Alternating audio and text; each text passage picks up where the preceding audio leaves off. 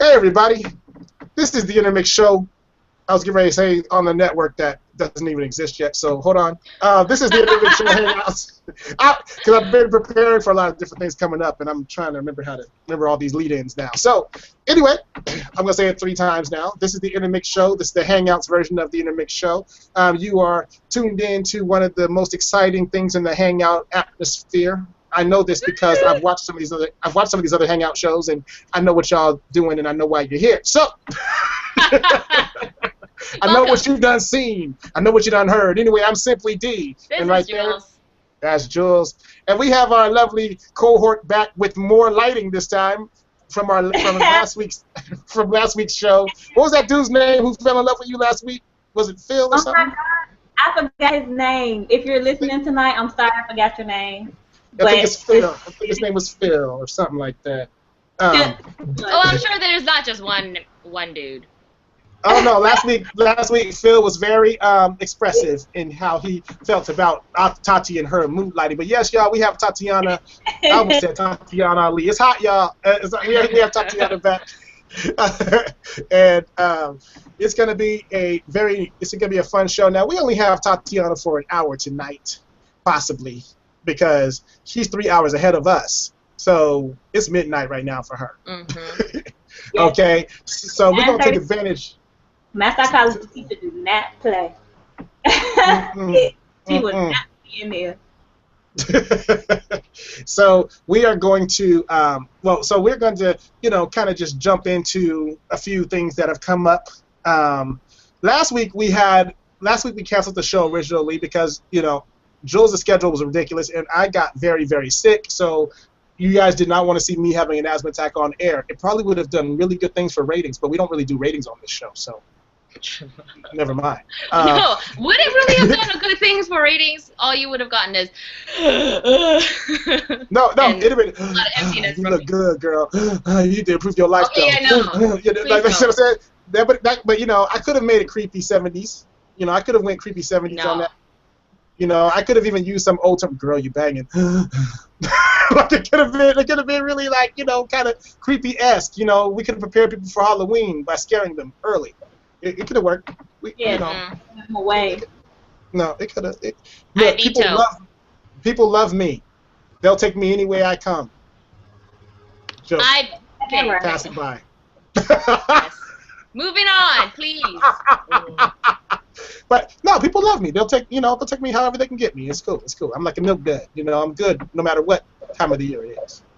You look like a milk dud. I got the head for it. Exactly. You definitely.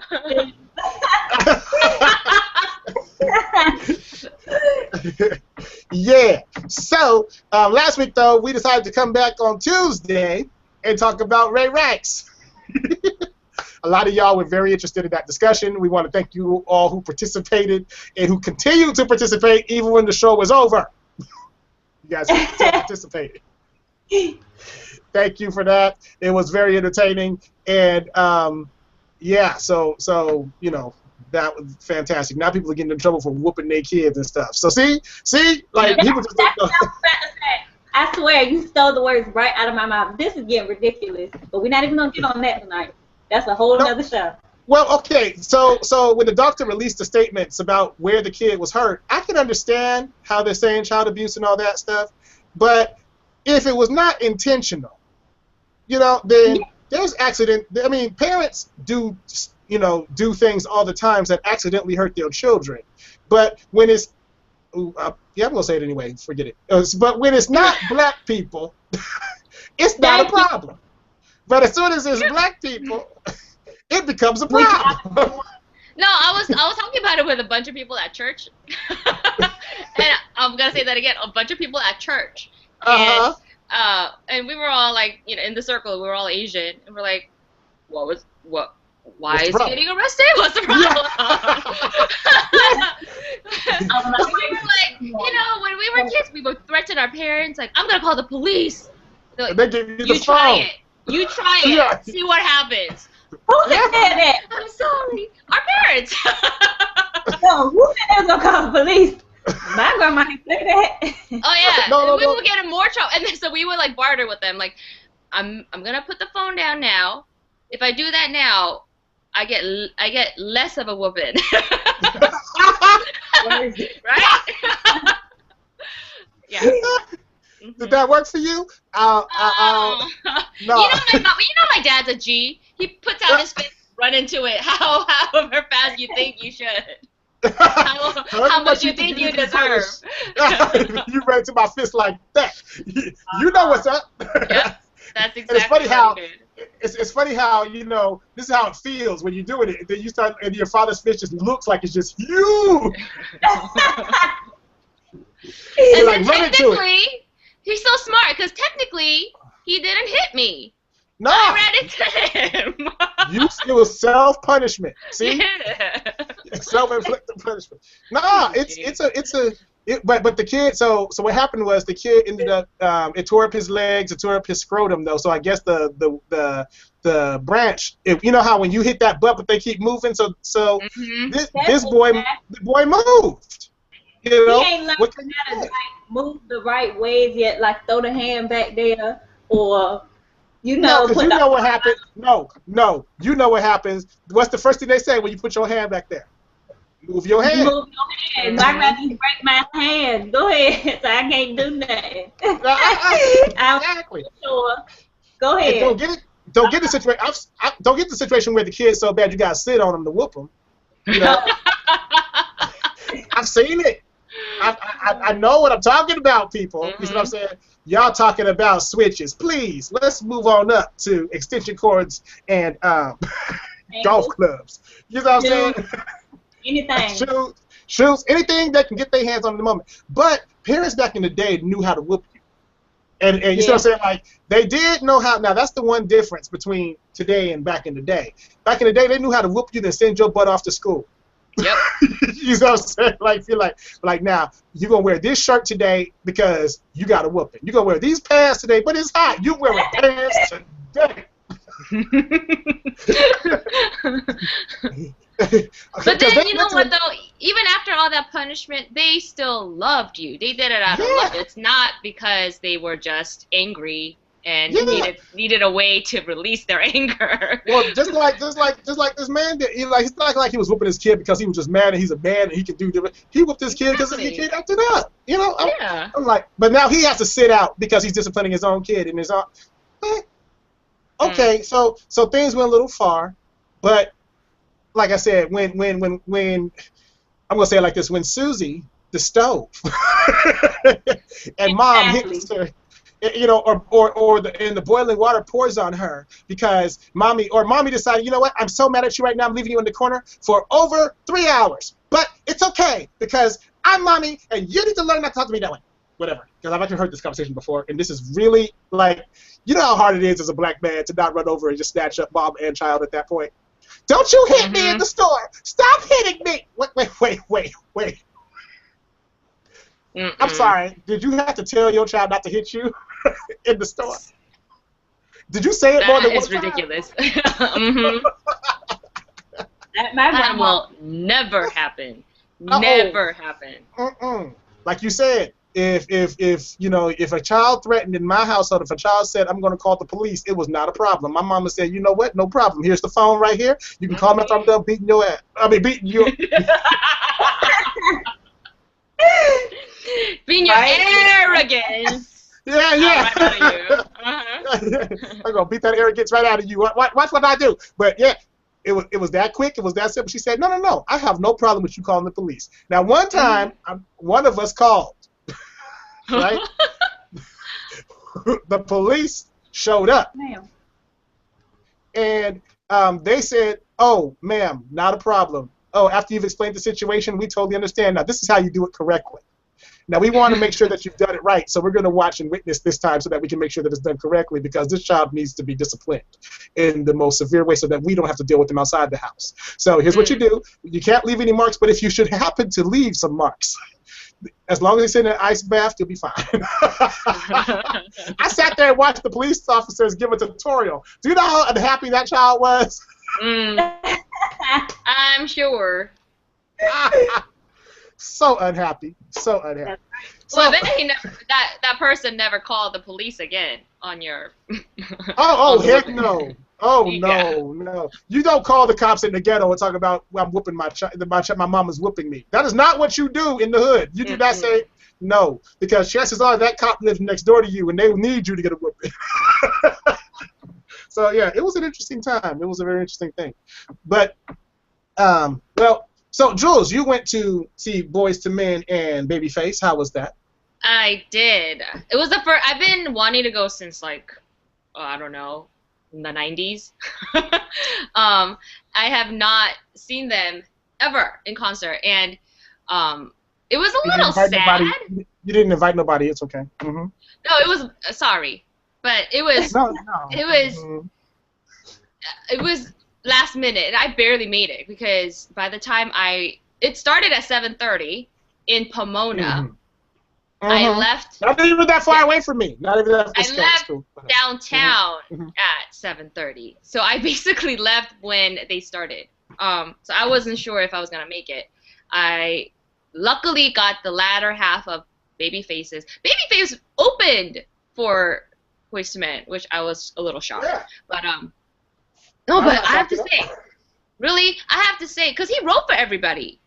He wrote for them. Well, yeah, but he's never been the big draw. He's never been the person who filled the location. But here's the thing. I thought he did so much better than Boyz II Men. As much as I love. Yeah, but Boyz II Men is still touring, so they're full of tour voice, and there's something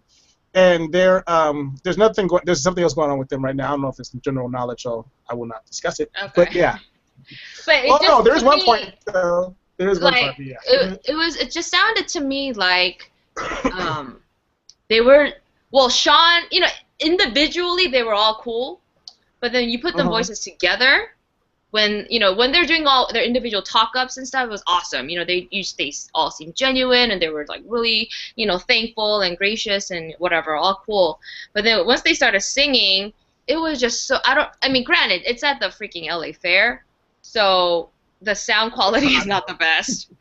But everything was it's like they were all singing on top of each other, and I know it's harmonies and it's a 3-part, all that stuff, but it was so too much because everybody's doing runs all at the same time, 3 different voices, like constantly, and then Wanye's doing his Wanye thing, and it's just like I don't know, everywhere, and he's like, he reminded me so much of Bobby Brown, I cannot even tell you. And I just recently saw Bobby Brown, and I was making jokes because how he's such a character, but Wanye is right up there. But yeah, I was really impressed by Babyface, how he's like 50-something, and he still sounded the same. Babyface has always been so much more simplistic. His style, his performance style, everything is so simplistic. It's all about the music. It's not about, hey, I'm Babyface, type thing. He's usually more in the element in the music and stuff. But that's also the same reason why it's hard to make him a front man. Even when he was in the group, he was in the front man material. But so he got his stardom from being such a great songwriter. So, but he loves the music. You know what I'm saying? So, but where Brad McKnight started off that way. Yeah, you felt that he loved the music, and in the way he sang, and the way he did everything. He came into the crowd and was like, doing like a Justin Timberlake thing, where he like went into the crowd and was just like saying hi to everybody towards the very end. So very interactive, and it was just really nice. But I was impressed. He was in a full-on suit. It was like 150,000 degrees outside, and then. The funniest part to me, though, was he brought out, he was, doing his all dancing stuff, whatever, 90s dance. And then he was like, okay, I'm going to calm down. He brought out a guitar, and he started, strumming, and, he started playing. And then my friend was looking at him and was like, that guitar's not plugged in. And there's a guy next to him in the dark that doesn't have the shine light spot on him. He's playing what Babyface is pretending to play. The whole time, Babyface he's not playing a thing. He's not playing anything, but he had the guitar with him for 3 different songs. It was the funniest thing to me because it was so obvious that he's not playing, but he still insists on holding it and pretend playing. But anyway. I thought that was funny. And so my friend was like, he has You a know, new that's special acoustic guitar, wireless acoustic guitar. Well, Yeah. they do have Bluetooth guitars, but they're not used for shows No. like that because the range is not he didn't have all that. that high. Yeah. No, but you know what's funny though is there was another group that did the fair recently. I can't remember what the name of the group was, but they had a similar issue.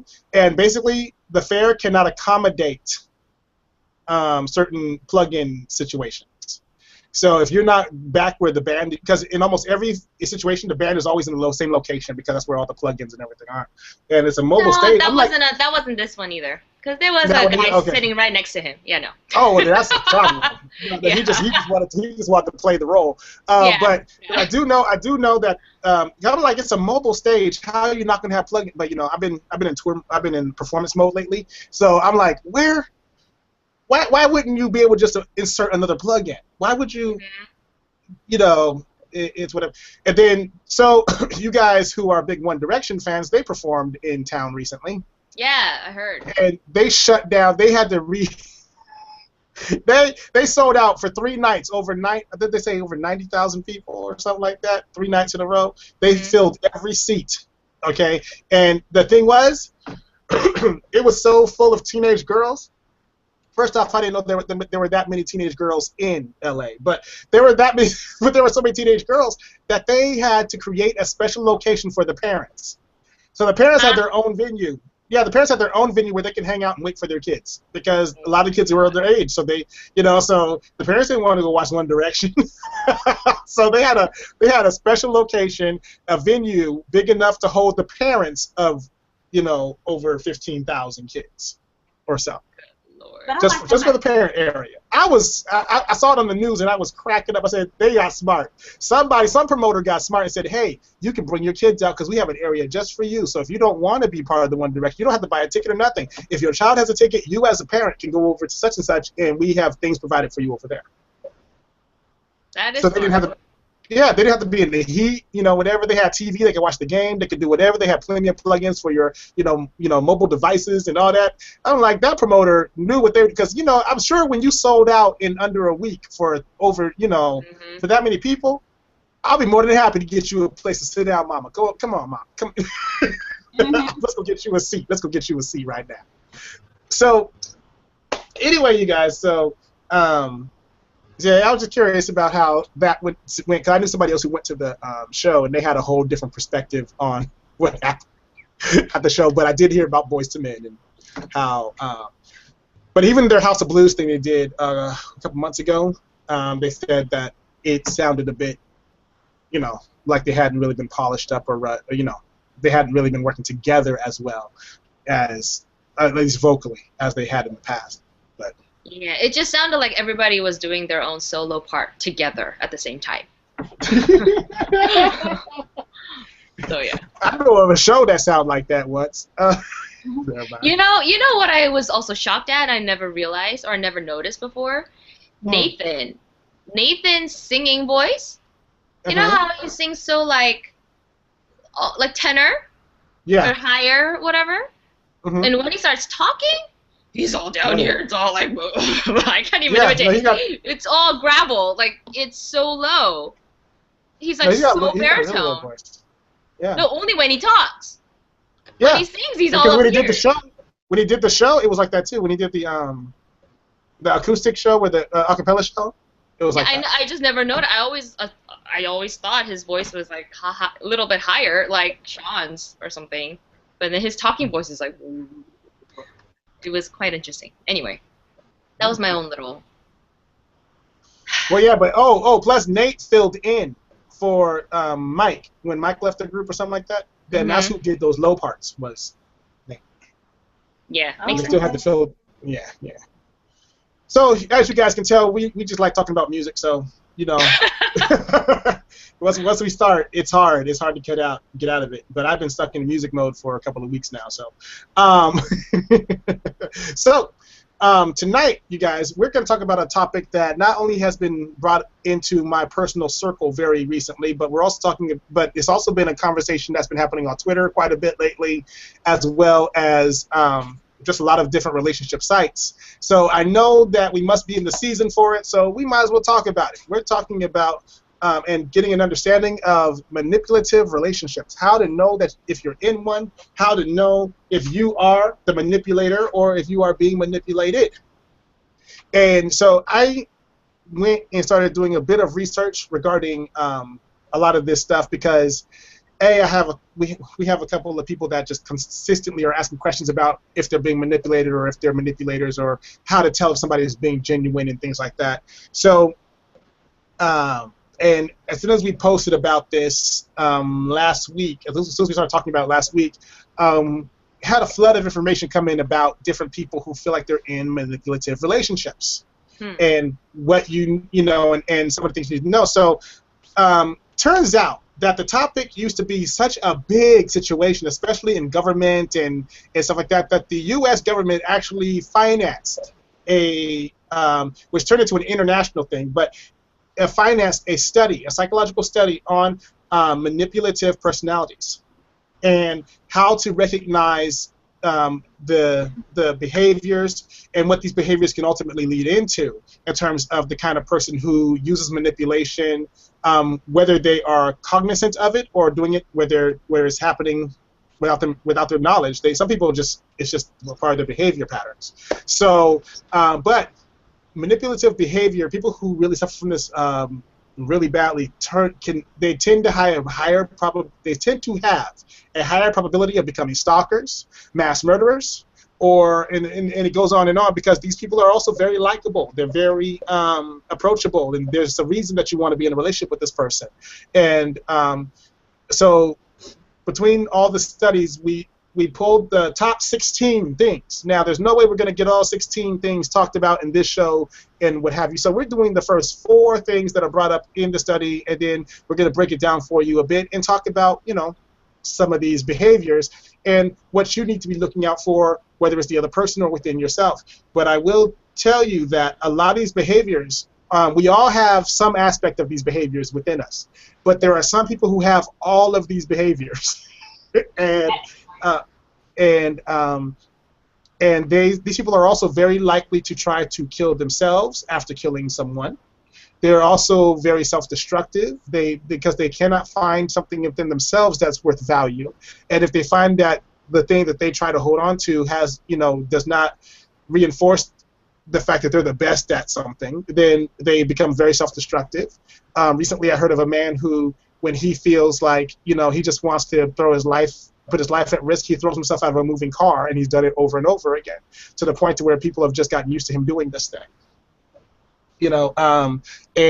But yet in his relationship, he needs to be the person in control, which means that for some reason he feels like he's out of control. They also have very self-abusive things, not only like throwing yourself out of a car, but they can. These personalities will resort to cutting. With women, it's usually anorexia or bulimia. Some need to control some situation, and it just progresses from there. So I just wanted to give you kind of an overview because I knew that we were going to, because I know there are a lot of jokes that we can talk about when it comes down to manipulating people and doing things because we are the press. But but this is one of those topics where you might start to notice some things about yourself and need to ask the question, well, is that who I am? Why do I do the things that I do? And you'll start to notice these things in your potential, the person that you're seeing, because this doesn't usually pop up in the beginning of a relationship. It starts to manifest, after the first couple of months in a relationship, especially if you're starting to pay attention. So we're going to dive into the first 4. But before we even do that, so have either of you ever been in a situation where you recognized that either you were manipulating your partner or that you were being manipulated? Jill? I want to define manipulation first. Okay. Because you can be, there can be like a gray area between manipulating and influencing. Look it up. Look it up.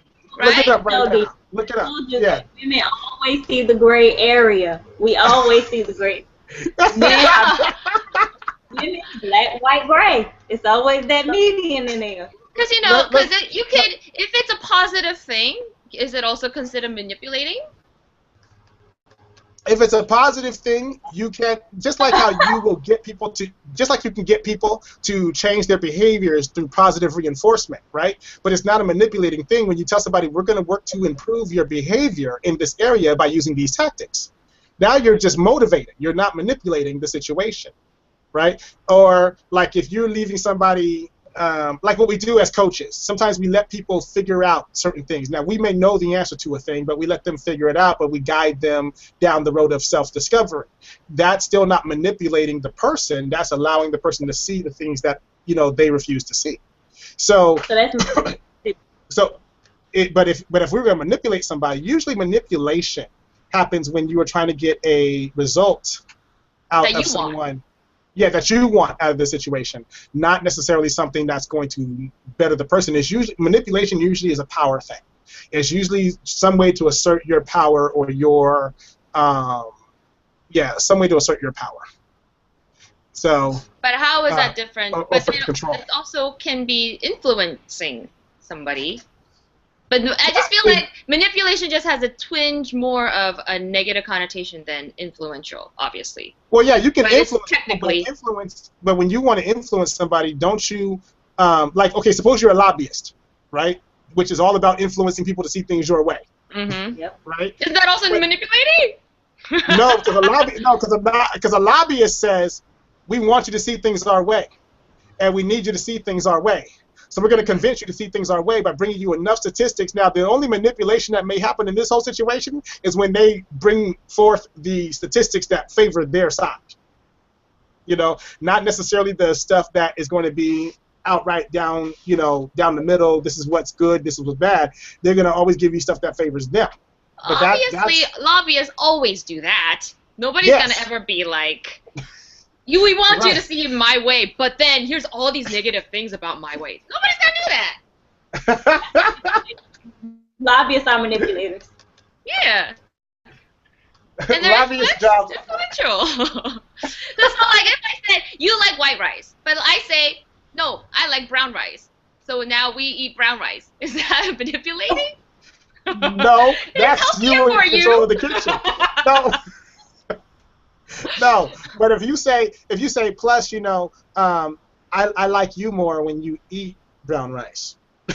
Okay, now you're adding something to it to make it where the person feels like, so if they don't eat what you like, then they will not get any other perks of being near you or being with you.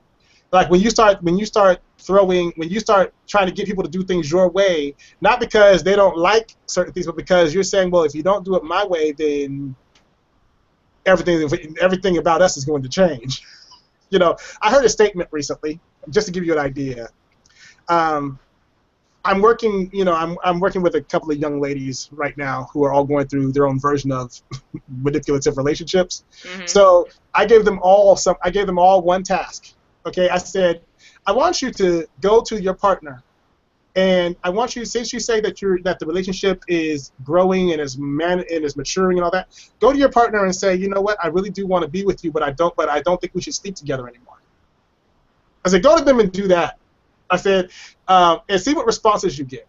I said because if they say that they're falling in love with you and they want to build a relationship with you and all that good stuff, I said, then they want you whether you're giving it up or not. I said, so tell them that you rather just focus on the relationship part and not the physical part. You want to build more with each other than just be together, right? So one of them came back and he came back and said, and I thought this was such a 90s, maybe even an 80s approach.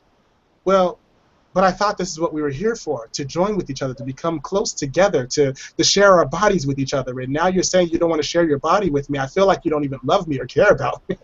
Oh, good Lord. I said, girl, when did it become only about the body?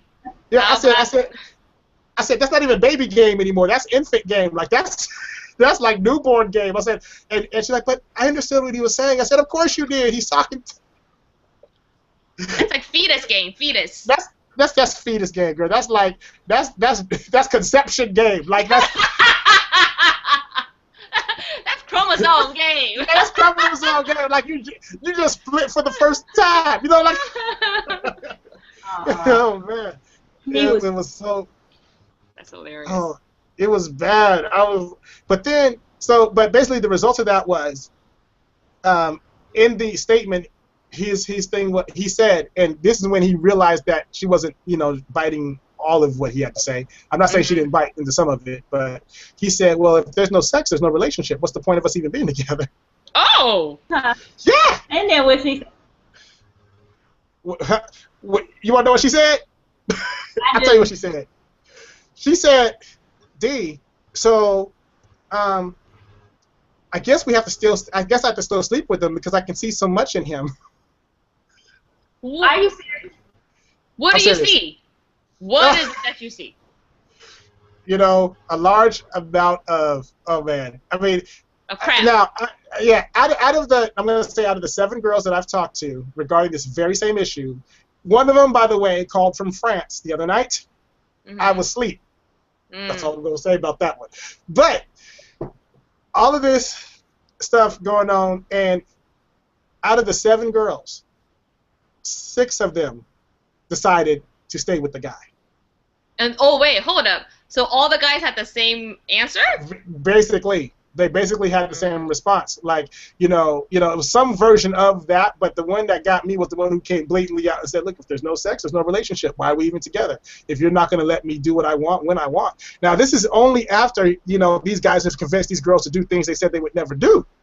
You know what I'm saying? It's not just about the sex, it's about the control during sex. So because of it, then there's other things that they end up doing in those acts that they swore that they would never do because it was just not in their mind to do. But then they get hit with this line. But I thought you loved me. I thought you wanted me to be happy, and you don't even. And I thought you wanted all of me, and yet you don't even want me to do this with you. Like, so this is just anybody can do this other stuff, but I want to do something special with you. Oh God! It's actually the other way around, idiot. I mean, this is just so confusing to me because if they would have, all they had to do was say, sure, and they would have got some anyway. Because, I mean, all they had to do was say, okay, and she would have been like, oh, I mean, I think this is more attractive to me. We're going to just go do this. I got to do it now. Like, they don't even know, they don't even know how to play the cards right. I don't know what kind of men they messing with. No, but the thing is, the men in these situations aren't trying to play a game. They're trying to gain control.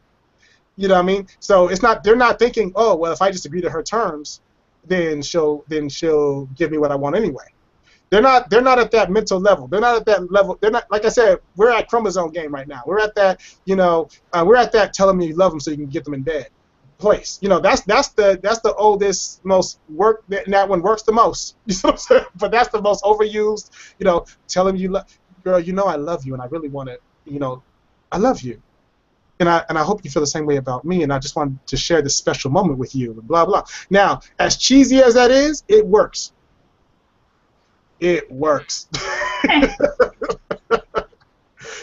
then there are the girls who don't want to be told they're loved because they can't deal with the whole love word. So there's another approach, which we're not going to go into on this show because all y'all who try to figure that stuff out ain't going to figure it out on this show. But there is a way. There's a phrase just as easy as I love you. You know what I'm saying? There is a phrase just as easy that works for those other girls. Yeah. I know which one that is. You don't even have to say it. Well, I don't get it. But, okay. You had never heard I'll tell you later, Tati. And don't fall for it. Don't fall for it. I don't fall for I love you, so I know I won't fall for that. No. If you don't fall for the I love you, then there's the other one that usually opens the door. Like one of them is the girl who's the hopeless romantic who just wants to be loved, feel loved, and whatever. Then there's the other girl who's been hurt and betrayed or just has built up a wall so that she doesn't get taken advantage of. Now, those are the girls that if you use certain phrasing, it feels like they're in control and they're doing what they want to do because they're in charge. But really, they're doing what you want them to do. So, and then, there's always the one that everybody likes to try to use right now. Well, it's just sex, so, why are you making it so personal? Oh, that I heard. pisses me off. That pisses me off. Uh-uh. Ugh. You don't understand, D. You don't understand. I understand from the head shake. But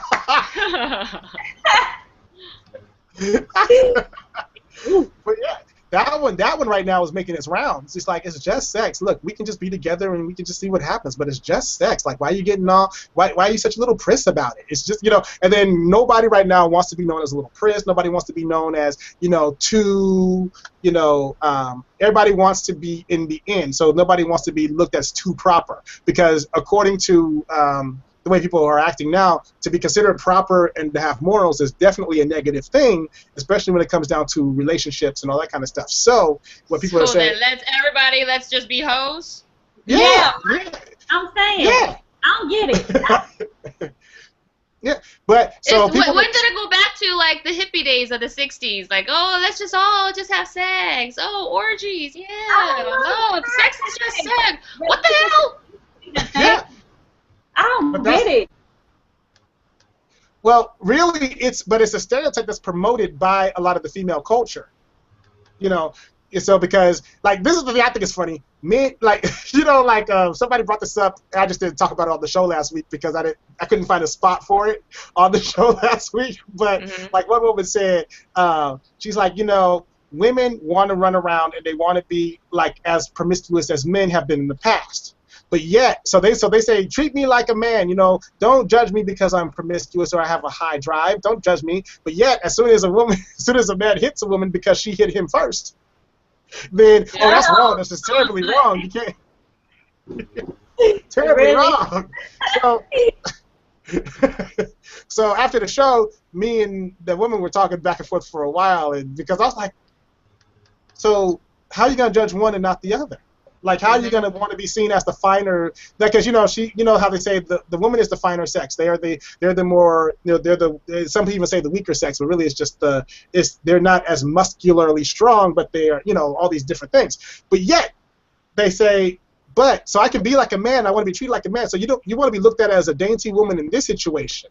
But if we hold those same criteria that you have over there in this situation, you get mad. It's hypocritical. It's very hypocritical.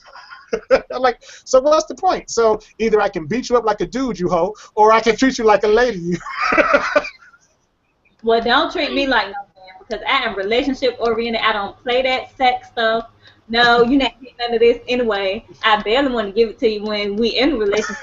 So I want to give it to you when we're not in a relationship. If you cannot see me as your wife or having your children, do not lay down with me.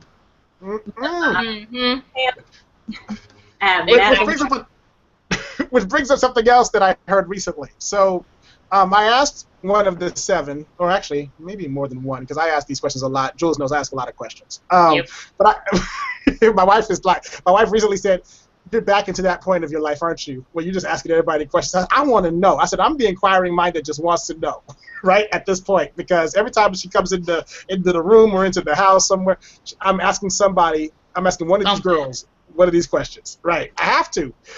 So I'm like, okay, so they're not even calling you their girlfriend.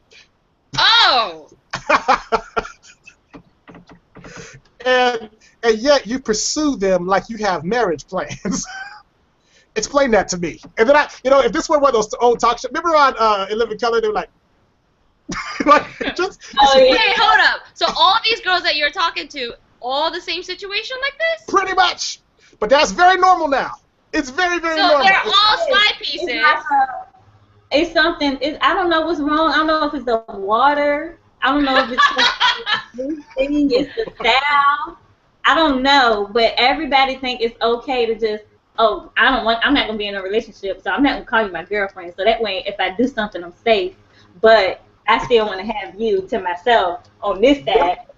Don't go do nothing because in a way we got a relationship. It just don't have a title. Well, what's that? You see how she played both roles right there? Yeah, she did this one and this one. you go, Tati. But she just described it the best. That's exactly what's going on right now. Like, and see, we in two different parts of the country right now. We both talking about the same thing going on. Like, it's everywhere, and like it's like something. I don't get it. But these young girls, right? And now all the girls I'm talking to are in their 20s, like early 20s. Okay. And I'm 20. Yeah. That's the thing. God. The oldest one in this situation is 28. Okay, but most of them are between 25 and 20. And I'm just like, okay, so you're not even the girlfriend, but we're in this relationship. No, you're not. You know, and it's one of those things where it continues to get worse and worse. And then it's funny how each girl that I talk to thinks that their situation is a special one. Mm-hmm. Theirs is different. Yeah. You don't understand our love, B. You don't understand, baby. He don't even call you his no love. How you in love? How you gonna be in love? Okay. Now, out of the 7, right? 5 of them grew up in households that are very familiar with not only the Lord, but the movement of the Holy Spirit. Oh, God. So they're very aware that something is not right spiritually. They're very aware. Like, they'll tell me, D, I just feel like, this is against God in a way. But then I said, in a way. Yeah, in a way. I love how they end their sentences, because that tells you where they really are. So you wait for all you people, life coaches in the making. I want to tell you right now, listen for the end of the phrase. The beginning of the phrase sets you up so that you're not paying attention to what they say at the end. Listen to the end of the phrase. You men in a relationship and you women do the same thing. Listen to the end of the phrase. That'll help you out. Mm-hmm. I really am hungry. What do you feel like eating? Like, I saw that thing you put up, by the way, Happy Diet, with the common couple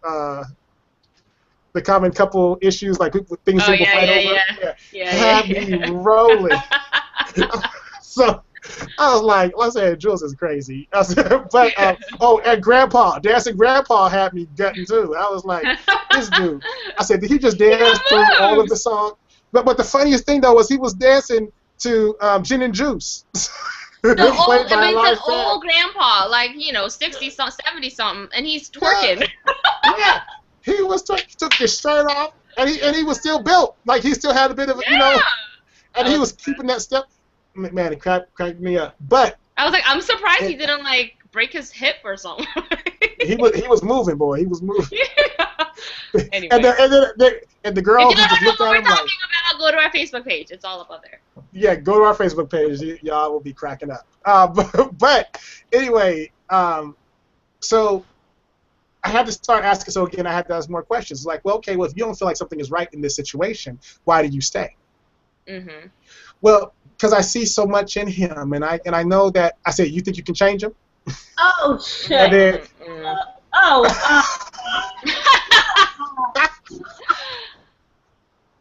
excuse my language.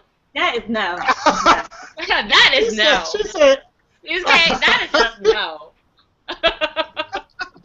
I love it. That is no. That's I love having you you on the show, Tati. No. I love having you on the show, Tati. You're funny. Like, I love how expressive you are. I feel like I'm at the family picnic right now. I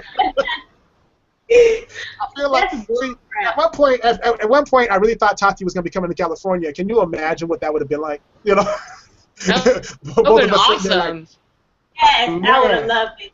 I'm coming. We'd have the most expressive table everywhere we went. Yeah. Jules be trying to hit flies, knocking stuff out of people's hands. Tati be like, oh no, and I'd be like, y'all gonna have to learn to calm down. Just calm down. Calm the girls down, D. I'd be like, no, you didn't tell me to calm these girls down. You try to calm these girls down.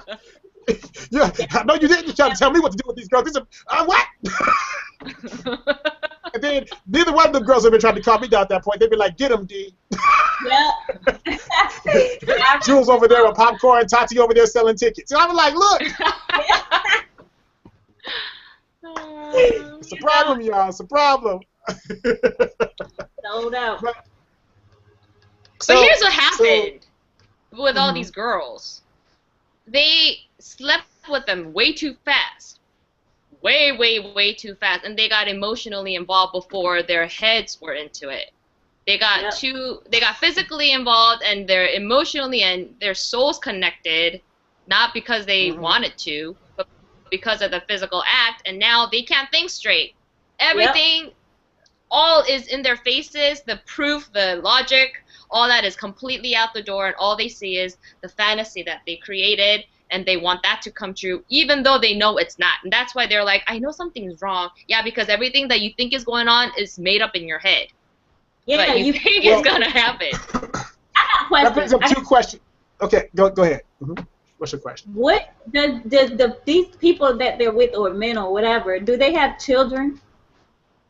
No, that's the thing. A lot of these guys are single, but they still live with their moms. All of them still live at home. All of them. No. So here's the thing. Here's the thing about that. Okay, some of them I understand it's a cultural thing, blah blah blah. But let's get past that for a second, okay? Because right is right, wrong is wrong, no matter what culture you're in. Now, all these girls at some point have been the girl coming out of the bedroom in the morning and they're saying, "Mom." Oh my God. How do you look at mom in the morning? You know, like after you were just hanging out, let's call it hanging out with her son, who can't even afford to pay rent, let alone say that he's, you know what I'm saying? Like, this is such a weird situation, and then these guys are always trying to tell the girl what they need to do to improve their life, but most of these guys can't even complete what they start for themselves. That's right. Right? Because they're too busy looking at all these other things. Like, it's because they want to control something, and they know they can't control their situation, so they need to control yours in order for them to feel like they're in control of something. So, but I'm sorry, my ears are going, this thing in my ear, everything's going buck wild crazy right now. So, let me see if I can. I mean, what exactly is it that these girls see in the guys? I mean, are they all pretty much the same, the answers? Because I see so much in him. So what is it exactly that you see in him? It is the penis. That's all they see. I see so much penis in him. They are. Well, then he wouldn't be for you if that's how you saw it. But anyway, okay. That's all it is. Real talk. That's real talk. So I told one of actually more than one, but I told one of them, I remember saying, because I've said this repeatedly, that she's addicted not to him, but to the penis. She's not addicted to the man himself because she doesn't like the qualities of the man. But she's like Jules said earlier, she's become attached to him, and she's even started to pick up some of his habits, which is what happens when you when you try to turn a spiritual thing into a natural thing. It does not work that way, right? So, so what I've had to say, starting at 3:30 last night or early in the morning, depending on how you look at it, I started off by saying the statement that I've been saying it throughout the rest of the day, which is, and I know it had to be a revelation from God because I was too sleepy to think for myself, which was sex only does two things. It either produces a positive or a negative result. But the only way it can produce a positive result is in marriage. Everything outside of marriage produces a negative result. So, so the thing is like, so if you're asking for a positive thing to come from a negative situation, it does not happen that way. So you're going to lose something, whether it's your self-esteem, whether it's your vision for what you really want for yourself. You're giving a lot of that stuff away just by being sexually active with somebody who may not be trying to help get things back onto the right track, because we all mess up. We all have our stories to tell. You know what I'm saying? But not everybody's trying to get back onto the right road either. So if you get stuck in a situation where you are constantly spiraling and you're finding that your behaviors are changing, but you swear they're not, and everybody does. They swear, no, I'm still the same person. There ain't nothing changed. I still do the same stuff I used to do. No, you don't. You definitely don't. And then your friends, they wait until you're ready to listen to them before they tell you about it. That's how, I used to wonder how my mom knew when everybody lost their virginity. I used to wonder that, right? Because she always say, well, you can just tell when a person loses their virginity. You can just tell their behavior changes. They start to feel themselves. Right? And I'm like, what does that mean? Because I'm like, what do you mean? But now I can tell when somebody, now this is the funniest thing to me, but maybe there's so all these girls that I talk to, they all are obviously still seeing their guys or whatever, right? But they don't want me to know that they just hooked up with their guy because they're trying to give me the impression that they're getting better and changing, right? So anybody who knows me knows that I pay very close attention to the tone of voice and all this other stuff that goes on with the conversation, right? So I like when you said that. But the thing is, so people start conversations with me and they were like, so anyway, D, so I'm wondering about this, that, and the other. And then so today, because I talked to 6 out of the 7 today. That's what I said. Oh, damn. I've been making that statement today, right? And I said, that's how come I've been saying that same statement all day. I've been on reruns all day today. In this heat, with this topic. You could have just recorded yourself talking and replay it for the next one. I felt like it. But, I really did. I thought it might get away with it, but I was like, no. But the thing was, I had to tell someone. I said, this is absolutely ridiculous. And she's like, what are you talking about? I said, the fact that you're trying to tell me how much better you're doing when I know you slept with him within the last 12 hours.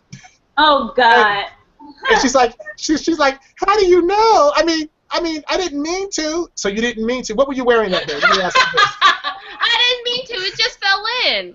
Yeah. That's not how it happens. It just, I don't know. Okay, first off, just real talk. If you can get it in without you using your hands, there's a problem with you or a problem with him. That's all I gotta say.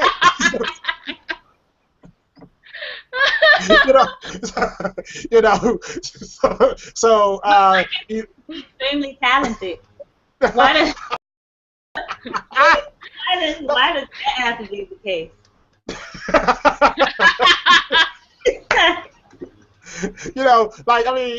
I'm not even dive into that. This is a whole different show. But because there's a way. Never mind. Anyway. But anyway, thank you. We needed that. We needed that transitional word that we like to use in everything we do. Anyway, so she said I didn't mean for it to happen and blah blah, and I'm like, what were you wearing that day? And she said, well, I was wearing this outfit that it was really cute, blah blah, and I'm like, okay. I said, let me ask you this: is it one of his favorites? Well, yeah. I see. And what usually happens when you wear this outfit? Well, So you do know. Well, yeah, because every man has his favorite outfit that you wear. Let me just let you know. There is something that everybody has that as soon as the woman puts that on, it's like, not only do I want you right here, right now, ain't no time to wait, but it also means that that's the outfit too. Like especially if it happens over and over again, that same outfit. Don't get it twisted. You need to get that dry clean, girlfriend. Ugh. That's just nasty. Dry clean ain't enough for me. I need to. They might take it off before that part happens. Okay, I hope so. So this is like the opening line to that song with Kid Cudi and oh my God, Jules. You know that song, right? With Kid Cudi and Chris Brown? The very first line of the song. No. Move your panties to the side. Oh. That's the one that you said. You said it has the dumbest hook ever. That's the one that says, "You remind me of something." I don't know what it is. Kid Cudi? That's Kid Cudi. Oh no, I used to like him. Oh no, Kid Ink. That's Kid Ink. I'm sorry, not Kid Cudi. Okay, about to say I don't think that's Kid. Okay. Yeah. That's Kid Ink. Sorry. Well, I just got corrected in my ear. Never mind. It's Kid Ink. My bad. That is so maybe, like Chris Brown to sing something like that, but not Kid Cudi.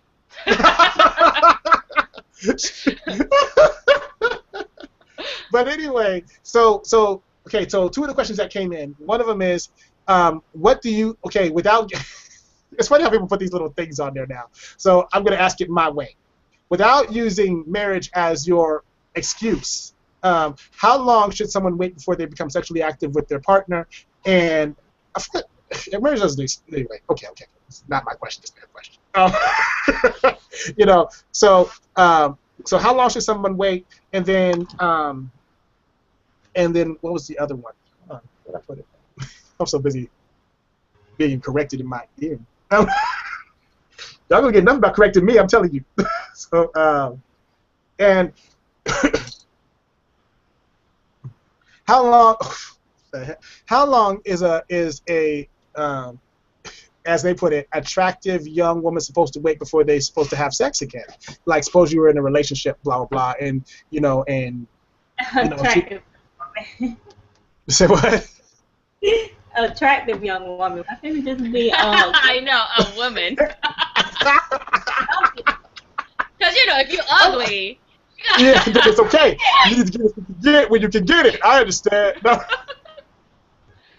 The way they phrase that question is just ridiculous to me. Anyway, first of all, why do you say excuse with marriage? Why is marriage an excuse? I don't understand how that phrasing went either. It's not an excuse, it's fact. So, the thing is, okay, then I'll phrase it another way. Until you are one under in the eyes of God. Until you become one in the eyes of God, that's when you should have sex.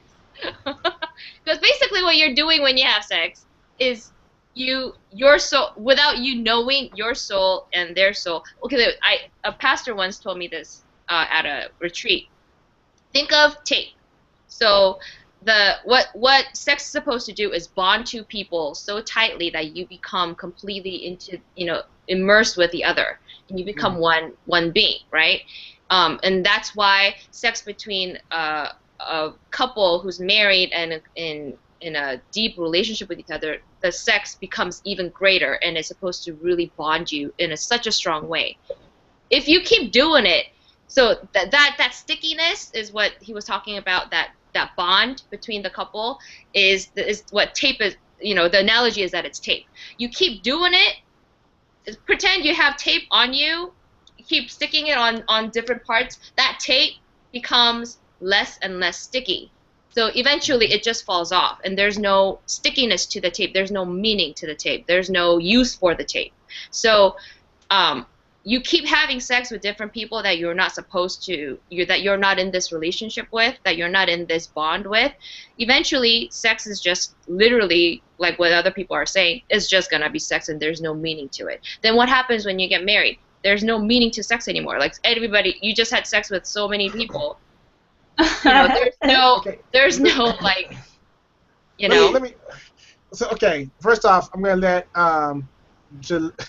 Jaleesa, Agnes, and sorry, y'all, blind here, and Teresa know that I am not going to answer this question on the air. Or I'm not going to ask this question on the air. Oh my gosh.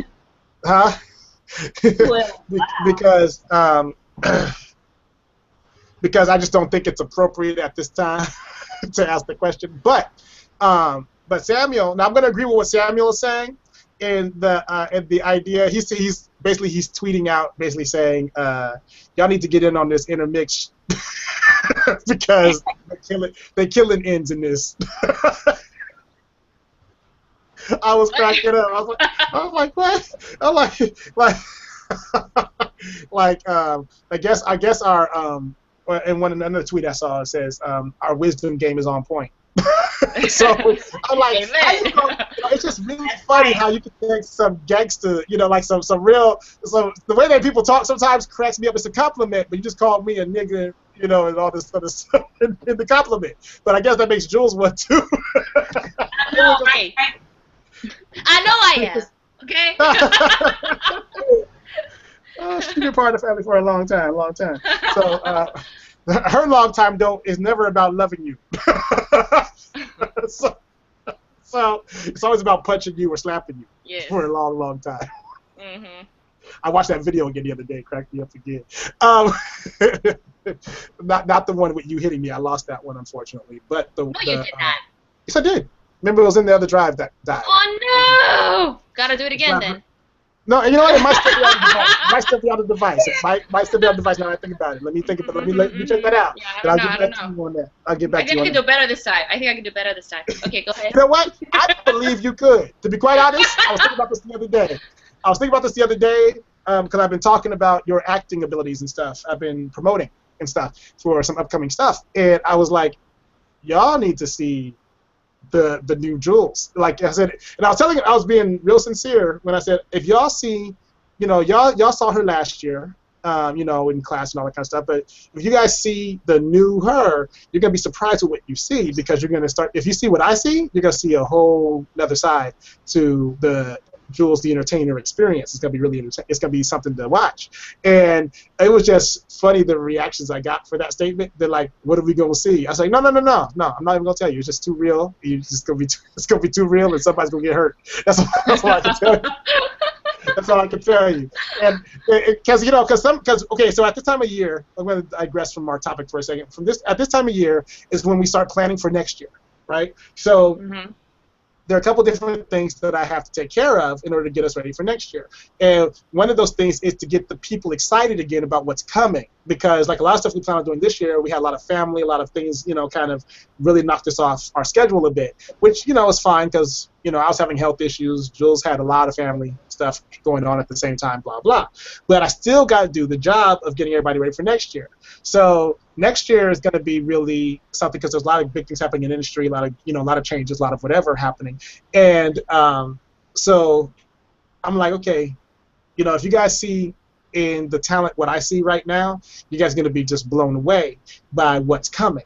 And I said, but the funny part about it is, and since I'm a developer, I say things that artists don't understand until they're doing it. They're like, oh, that's what you meant. But I was like, so I say stuff like, so when they are able to do what I see them able to do right now, they can do it, but they don't know they can do it yet. But when they start walking in that thing, you're going to be blown away. And now people are saying, D, I believe you. We're back in the day, like, D, what the hell did you just say? What did you just say to me, man? What did you just say?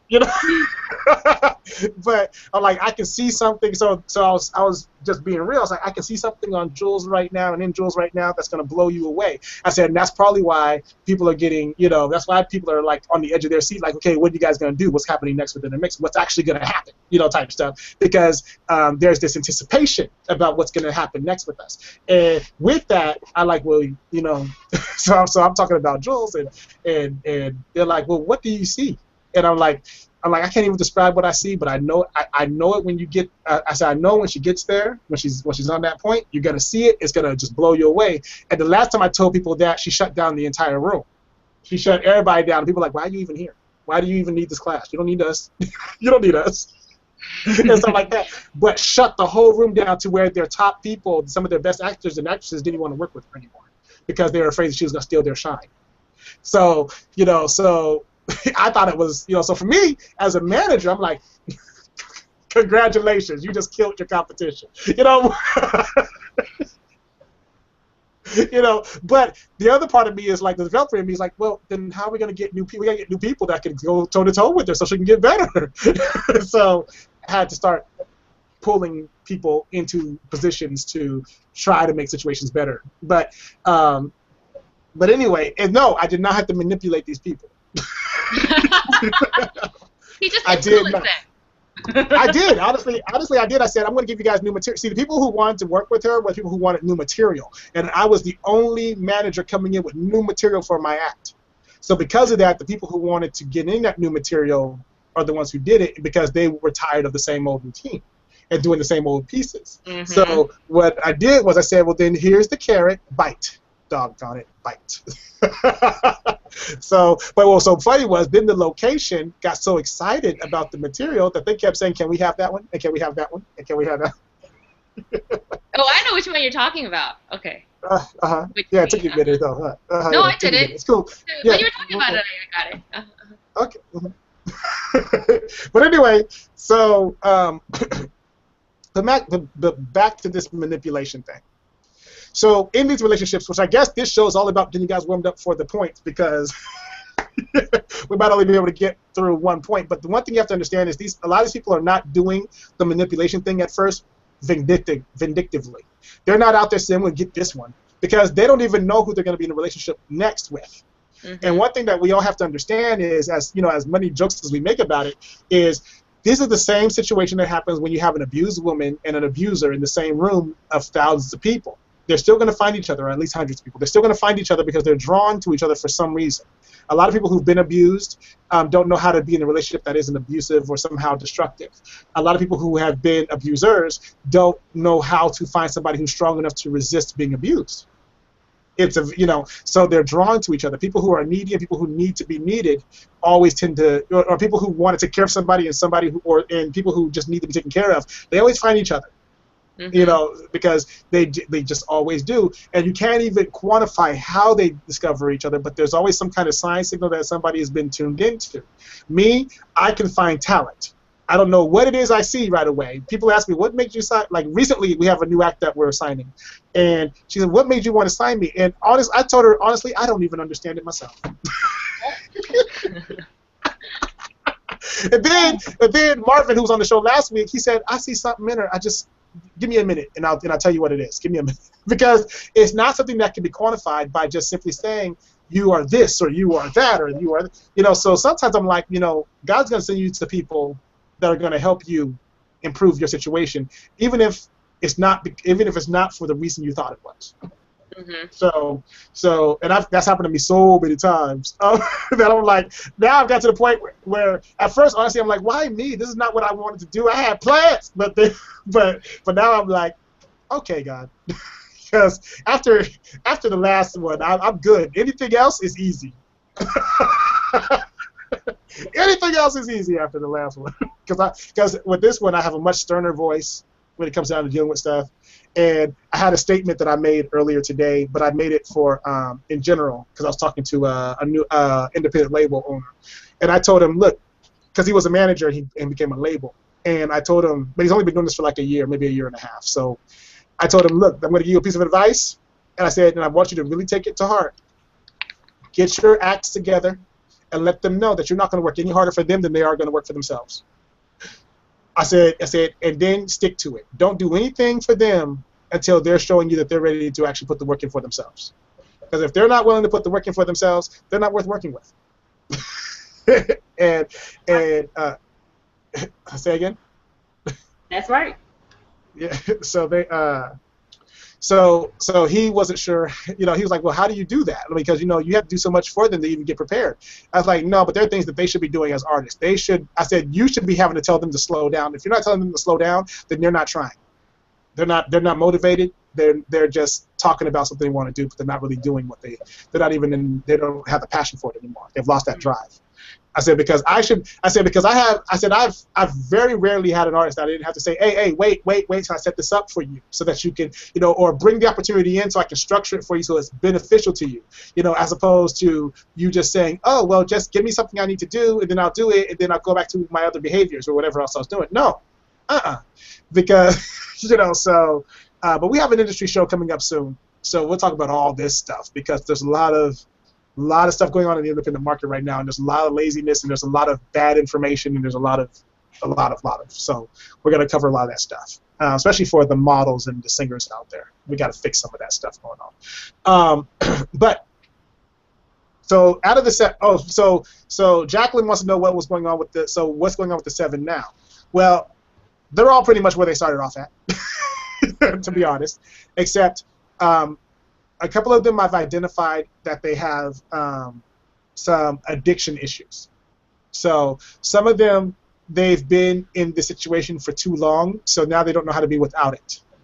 So it's past the desire to be with somebody. It's more like they hurt almost physically when they're not with the person sexually, because it's become an addiction. And anything you do that basically they, without meaning to or without recognizing it, because we're not always aware of the things that we're doing to ourselves, that person or these people have made their guide their God in a way, so they don't know how to be without it. And anytime you make something your God, you have become addicted. It's become an addiction. So like my overseas friend, okay, she is. Like the reason she called me is because she's starting to recognize that what I told her almost 2 weeks ago is the truth. I said, baby, it's not that you're not smart. It's not that you don't love your family even though they're trying to help you. It's not any of those things. The reality of the situation is you're addicted, and this is a real addiction for you. And it's not even him so much as what void he filled in your life at the time that you met him. I said, and then that became a dependency thing, and that became an addiction. So now, I bet you, if you look around your life, you're starting to become unreliable in other situations. Nobody's just telling you. But if you look at who you were before the situation and look at who you are and what's going on now, you'll find that you are not dependable. You know, and then we dealt with about an hour of crying, and then but it's true. Anybody who has an addiction to whatever their addiction is, no matter how much you love your family, you're still going to leave your family to go gamble or to go drink or to go snort or to go whatever. It has nothing to do with loving people. It's just this thing now owns you. Yeah. So if your addiction is sex, if your addiction, like sex addiction is a terrible thing. Even if you're only with one person, you can still have an addiction issue. Sex addiction does not quantify itself by needing multiple partners all the time. Mm-hmm. It means that you don't know what to do without it. Like you cannot function without it, and at least for a long periods of time. So, because one of the girls, and this is how I recognize one of what it was, is one of the girls, she literally got sick because it's like when you lose a limb. How even though there's no pain receptors anymore to tell you you're in pain, you feel the pain because it's now running through your body. It's just a phantom pain. Well, the same thing happens when you have an addiction and someone takes that addiction away, or you're trying hard to fight against it. She thought she was getting so sick that she put herself in the emergency room and they couldn't find anything wrong with her. Oh my gosh. But after she went to be with her man. It's like mental withdrawal. It is. It literally jacks you up mentally. You start to go through all these different things, and then everybody's manifests a little differently. But hers manifested mentally than physically, because she didn't know what to do without it. So just like if you have an addiction to cocaine, then they have methadone, right, or something like that. A methadone clinic, because they know that you can't come straight off of it, so they have to wean you off with something that's going to give you the illusion of getting high until you no longer crave it, because you'll find that it's less and less effective. So there are, in different locations, there are clinics that help you with sex addiction and dependency issues and that kind of stuff, and they wean you off of your addiction. But but it's not an easy thing. So you can't really joke about people who have sex addiction to the point to where they feel even worse about themselves, because they're trying to live a normal life, trying to be your friend and and trying to go through what they're going through, because it's easier to honestly talk about cocaine addiction and stuff like that. Yeah, but if you're a girl and you're talking, I can't function without sex, you can't. That's a hard thing for friends to even talk about, because it's one thing when it's cute when you're just hopping from person to person. You're like, girl, you just a little hoe. Whatever. But this what'd you say? That is not cute. No, but that's how they talk. That's how they talk. Girl, you ain't nothing. But I Tati said, watch your mouth. Watch your mouth, or I'm taking it off your face. But the real of it is, it's a very deep and very hurtful situation to be in, because there are so many things that people never talk about, and sex addiction in their own personal walk is one of them. And then if you have any kind of sexual dysfunction or disorder, it's not like people are walking around talking about, hey, I'm impotent. It's not like women are walking around saying, hey, I can't have kids, or I can never get wet enough to have sex, so I can't have sex with my husband. Like you never hear those conversations all broadcasted out like that. You know what I'm saying? Because those things are more intimate, as opposed to like, oh, I'm addicted to heroin. You know? Yeah. Because you didn't have to go to the corner to buy it. You didn't have to go out there. Well, technically you can, but... Well, you can. You can. Yeah. But, is sex addiction the same thing as... Is it coined the same term as nymphomaniac? Nymphomania is a mental condition. And they don't necessarily quantify it anymore under sex addiction, but it can be. Like, it depends on what you're looking at. Just like there are conditions where mentally, because of mental conditions, some guys can't get soft. They're always hard. So because of it, they attribute it to a mental. Oh my God, they would pass out, no? Yes. It causes great pain, and sometimes it can get to the point to where it has to be amputated because it's. Oh gosh, that's awful.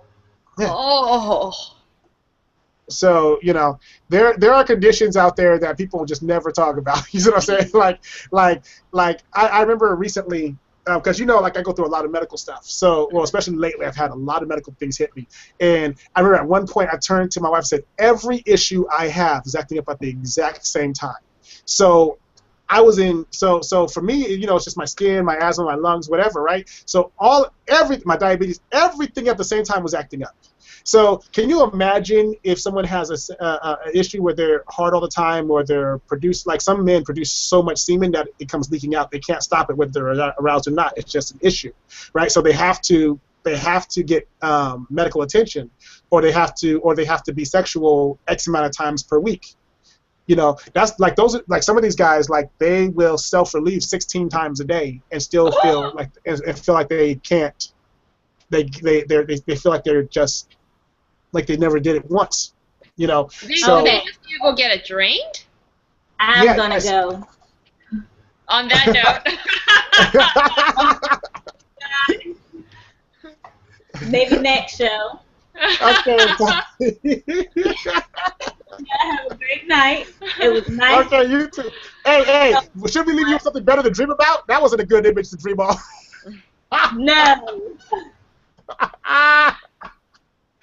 But anyway, Tati, thanks for joining the show. And maybe we'll have you on next week to dive into some of the particulars of this topic, since I guess this week was all about talking about the topic itself and different places people go, which is good. It gives us a good lead-in and stuff like that. So, yeah. So if you want to join us next week, you're more than happy to go through the series. We're more than happy to have you go through the series with us. It should be a fun series. Talking about manipulation. Night, Tati. Yeah, you have a good one. Thank you. Y'all too. Bye-bye. Bye.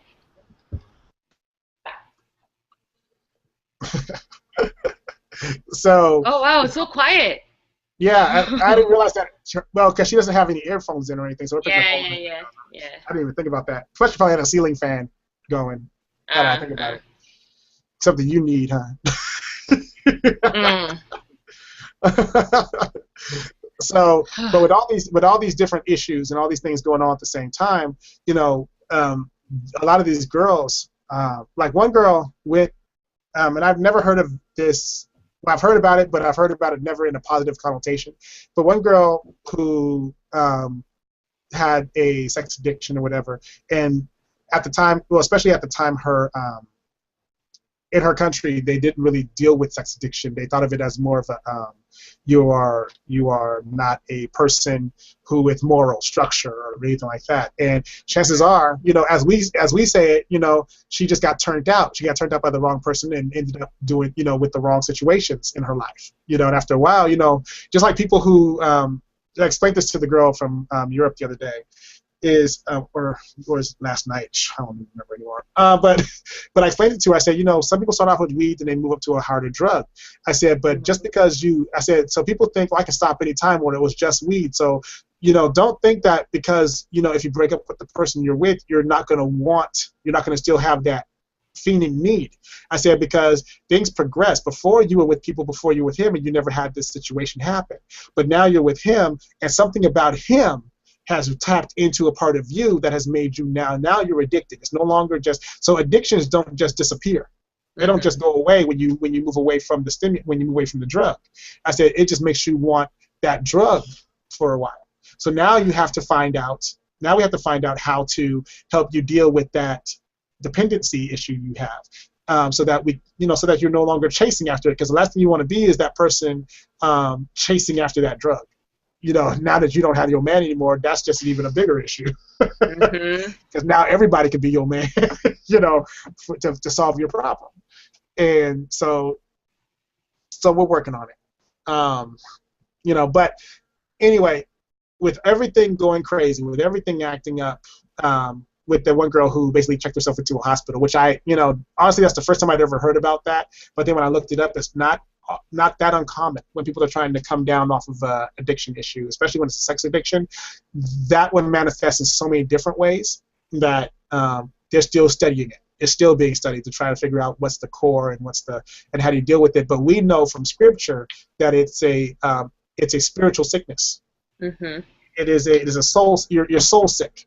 you know, and because you're bonding with people that have their own sicknesses and their own issues. And So you're taking all that onto yourself without yes, you even realizing it. You're taking all whatever junk that they have onto you. I'm not talking yep, only like bodily stuff, like diseases and things, but spiritual things that they might be going through. You're also sharing with them in that moment, and now it's on you. So you sometimes you might be like after an encounter or an act with somebody, you might feel like, why am I feeling this way out of nowhere? I don't know. It's not from you. It's from that person. You have it now. You don't even know. oh, exactly. And what makes it so hard for people is they think, oh well, because there's a stress release that happens when you are sexually involved with somebody. But then if that release does not last, then chances are it's because it wasn't real to begin with. It wasn't a it's like in a marriage, to give everybody a different viewpoint. In a marriage, like if my wife is not feeling, like if she's feeling stressed out, if she's feeling, not confident or whatever it may be, that changes a lot of the time after sex. Like it's like you take on the strength of the person that you're with. Like it is still connecting of the souls, but now we're one soul. We're one. So she strengthens me and I strengthen her. There's never a damn, why did we do that feeling after, like there's never that. So where when you are not, then you try to justify why you do it and why you continue to do it. And that's how come, and then it's funny how people like to say, like literally I got asked this question not that long ago, and it cracked me up because, this is when I told the girls, okay, don't have sex with your person. Just, you say you want to be in a relationship with them, you want it to be real, then no sex. Just be with the person. See if you still like the person or if they still like you. But here's the problem. Do they even want to be with them without sex? Well, that is what they're discovering. See, I knew that they say they want the relationship, but really they need the sex. The sex. They need it, but they didn't realize they needed it because, who wants to say, oh, I need it? Especially if it's not even, just fun and games and cute. No one wants to be addicted to somebody else's body parts because that person has control at that point. So nobody, can you imagine, let's just, with all your control, with your need to win, Jules, can you imagine if you were addicted to some dude, so whatever he said went because he was in charge of of what you needed for release? Whatever he said went? Yeah, as long as you get what you need out of the equation. So what is it? Because if these girls are addicted to, as Tati so lovingly put it, the penis, right? Mm-hmm. then whatever he wants to do ultimately wins, no matter how much she complains and no matter how much she fights or whatever about saying no, I don't want to do it, but she's still going to give in because ultimately she still wants what he's able to give her. So if that's the case, then now if you were in those girls' position, how would you be able to maintain your sense of self? How would you move forward? Here's the thing: if you're addicted to, if you want sex, does it have to be with that person? If that's all you want, and then so if they're making you or trying to manipulate you into doing something that you don't want to do, but technically you don't really want to be in a relationship with them, you just want sex, you can move on and go somewhere else. Why do you have to be with somebody who's making you do what you don't want to do? Because even in those situations, it's something about the bond that you've built with that person. See, it's not like you're putting the person there because you don't want it to be just sex. Your mind has said, no. If I'm out here having sex, then I'm going to be considered this way. But if I'm in a relationship with one person, then it's considered this way. And then how it works. The longer you spend time with somebody, the more attached to them you become. Mm-hmm, mm-hmm. Okay, so then when the situation becomes unhealthy, you're going to spend a lot more energy trying to make it healthy. Even if nothing changes over time, because here are the lines that a lot of the guys were saying. I tried to write them. Well, I don't need to write some of these down. But what the biggest one, I'm going to say the one that came out of almost everybody's situation was, I understand I need to get some help. I'm going to get some counseling, but we can be together. Okay, but that is kind of the mantra nowadays But so I said, okay, did anybody put a timeline on when this needs to take place? Well, no, because he said he really wanted to do it, and he knows he has issues, so we're just gonna, so he's gonna work it out. So all he has to do is keep saying this. One girl decided she was gonna be bold. She was gonna just, go in and just stake her claim. She did not want to be manipulated anymore. She recognized the signs of manipulation. I took her through the material that we're going to go through over the next couple of weeks with you guys. But I took her through that material. I explained to her what's going on, blah blah, and then every phrase.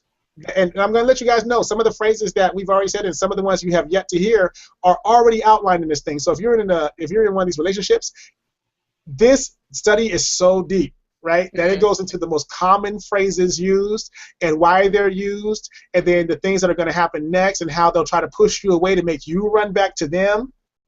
Because even when they say, no, I don't even know why we should be together, you should just break up with me now. And then the girl always says, no, or the guy, if the girl's the one doing it, the guy says, no, we can make this work. We can make this work. I see so much in you, blah, blah. But that's really what the inside this person was trying to make happen. They'll spend time pushing you away to make sure that your bond with them is stronger. And they don't do this consciously. This, like I said, this is not a planned out thing. So, some of the things that happen are planned.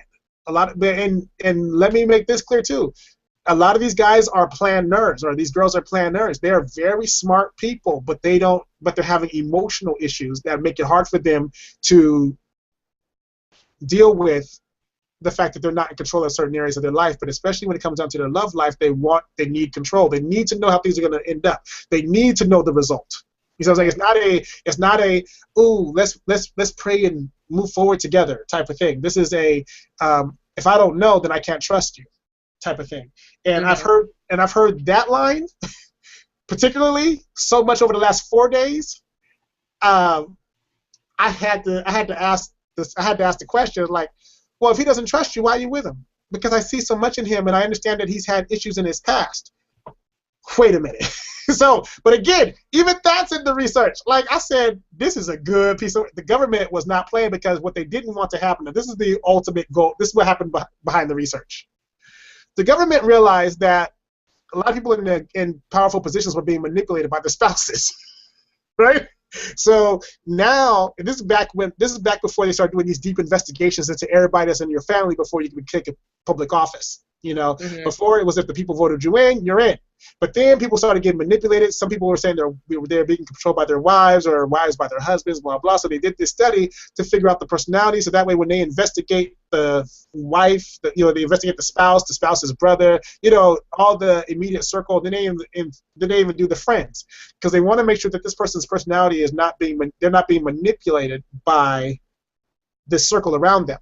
Mm-hmm. So they need to understand the core of this. And I said, that is, the government does some dumb things with money at times, but that was a very good investment. Mm-hmm. And so I could not stop reading. Like I was, how you find that good book and you're like, yeah, or like when you read the Bible and you're like, yeah, and oh my God, and yeah, I know that one too. That's what was going on with this, because I had just got out of a conversation with somebody. I said, you know what, let me look this up because I know that this is what's going on in their life, but I don't know how to explain it to them in a way that they're going to hear me until I get a better idea of because I know the patterns because I've seen it before, but I can't break it down to them by the numbers. I just know what I'm looking at. Mm-hmm. So I went and I started breaking it down by I needed somebody who had taken the time to break it down by the numbers. And when we did, and this is not all negative either, because like I said, we all have some of these traits. But when all these traits are put together and you're like at the 90% mark of these traits or even the 80% mark, you have to be very careful, with the people you're dealing with. It's not to say that they're all going to end up doing terrible things, but they're very likely to do things that are going to end up costing you a lot of time and costing them sometimes their lives. So and maybe yours too. So it's a very sticky situation. But when I was talking to, I'm going to call him my happy seven for now. The guys were saying things like, I'm going to get counseling. I know that this is not right, and blah blah. And then the ones who didn't say that said, well, if you're having a problem, maybe you need counseling because I'm a good man and you want to be with me. So doesn't that mean that you understand that I'm a good man for you? Wait, type what? thing. Yeah. Wait, I'm sorry. Say that again. So some of the guys said, well, if you think there's a problem with our relationship, maybe you need counseling because I'm a good man. And if you didn't think I was a good man, you wouldn't be with me. And you're still here, so that means that you see something in me that's worth staying with. So what's the problem? So the girls who hear these statements, they're like, well, I guess I wouldn't be here if you weren't good for me. So I guess I need to be here and to figure out what I see in you and why I have a problem, because maybe the problem's mine and not yours. So all they did was the turn point.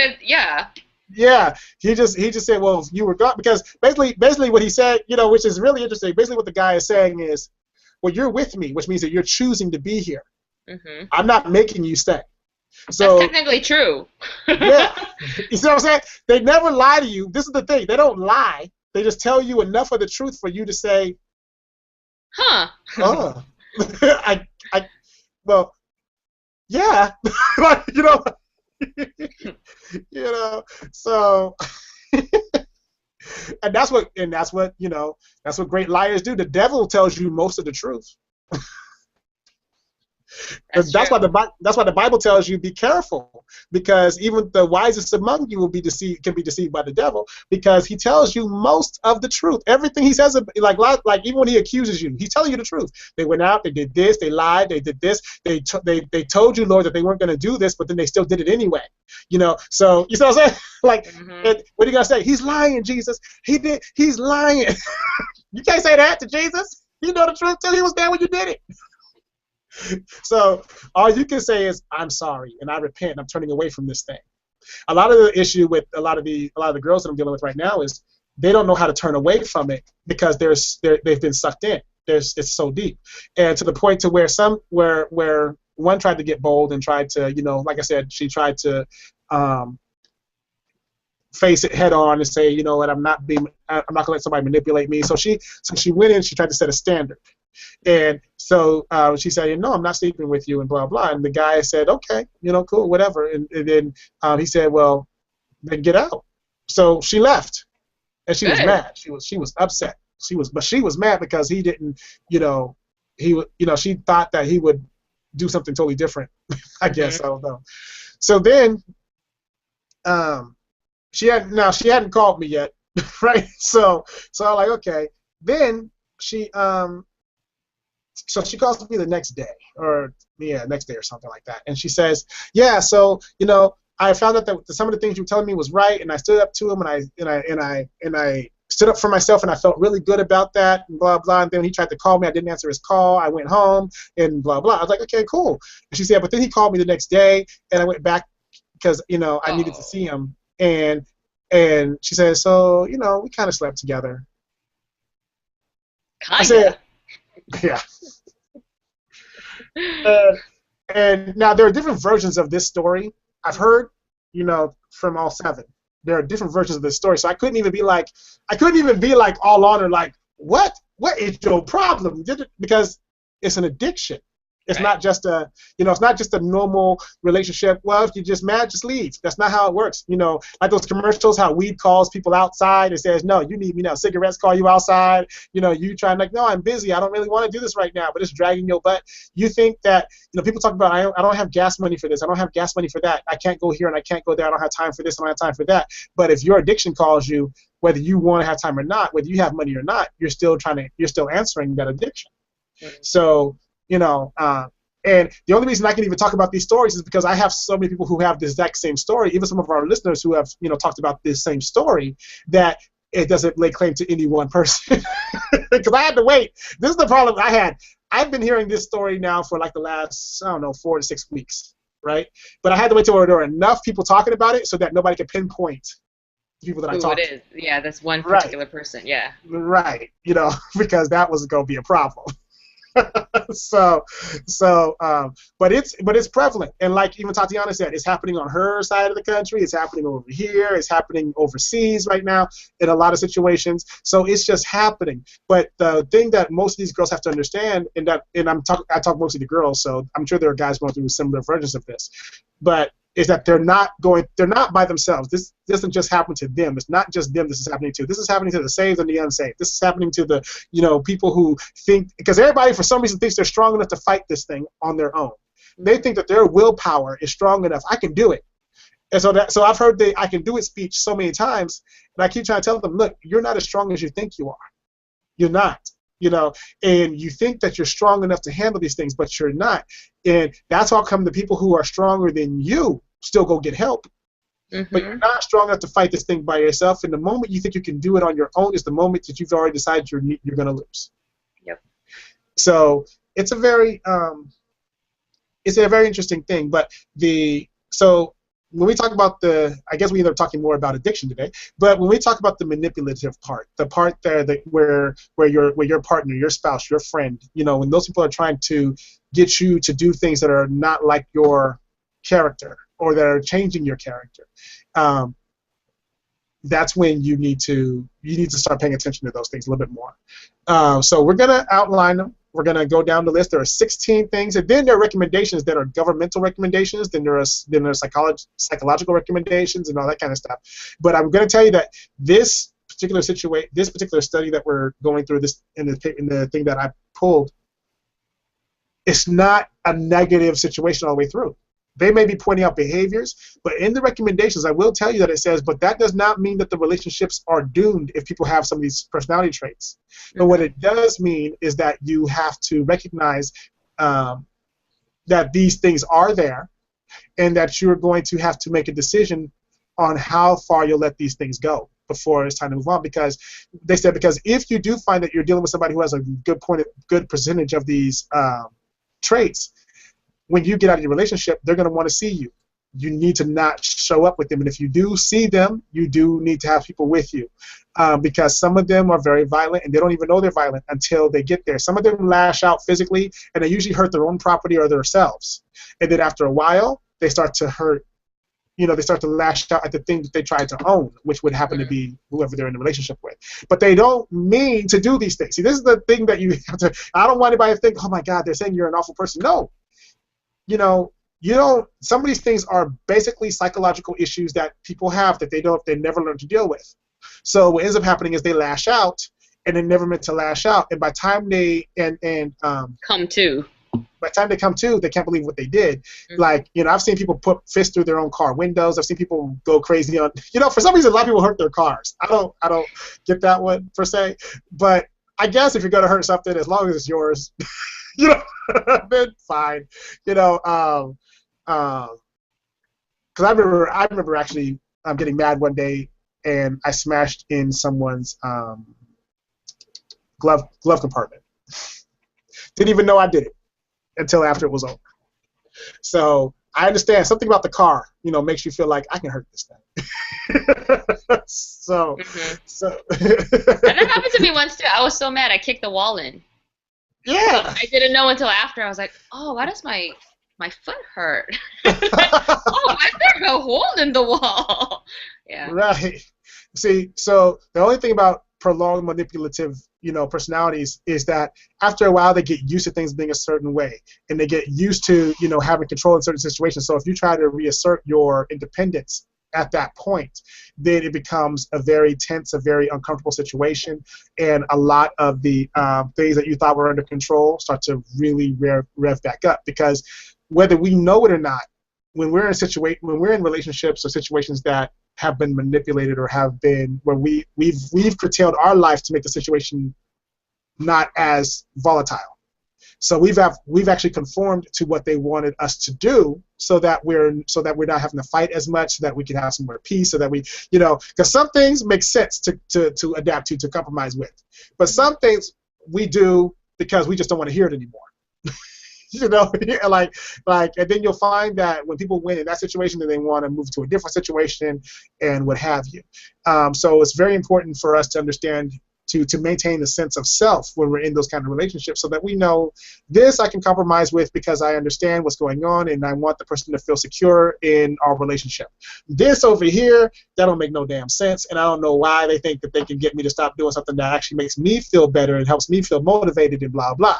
Because the first thing that seems to get attacked, well, the first couple things that happen to let you know is they usually try to kind of cause a divide in a way. They don't want you spending so much time thinking about hanging out with your friends as much. But this is why. I found out why, and I found out in the study, then I found out from a few psychologist friends as well. People who need control, and I'm not talking about like Jules type of control where she just likes to be in charge until she doesn't want to be in charge anymore, right? So I'm talking about like people who just need to know that every situation they're in is going to work out for them. Because if they don't know it's going to work out, they feel like it's going to fall apart. Mm-hmm. There is no middle ground. There's either it's going to work or it's not going to work. But if it's going to work, I need you to tell me right now that 7 years from now it's going to work. Mm-hmm. Right? And excuse me.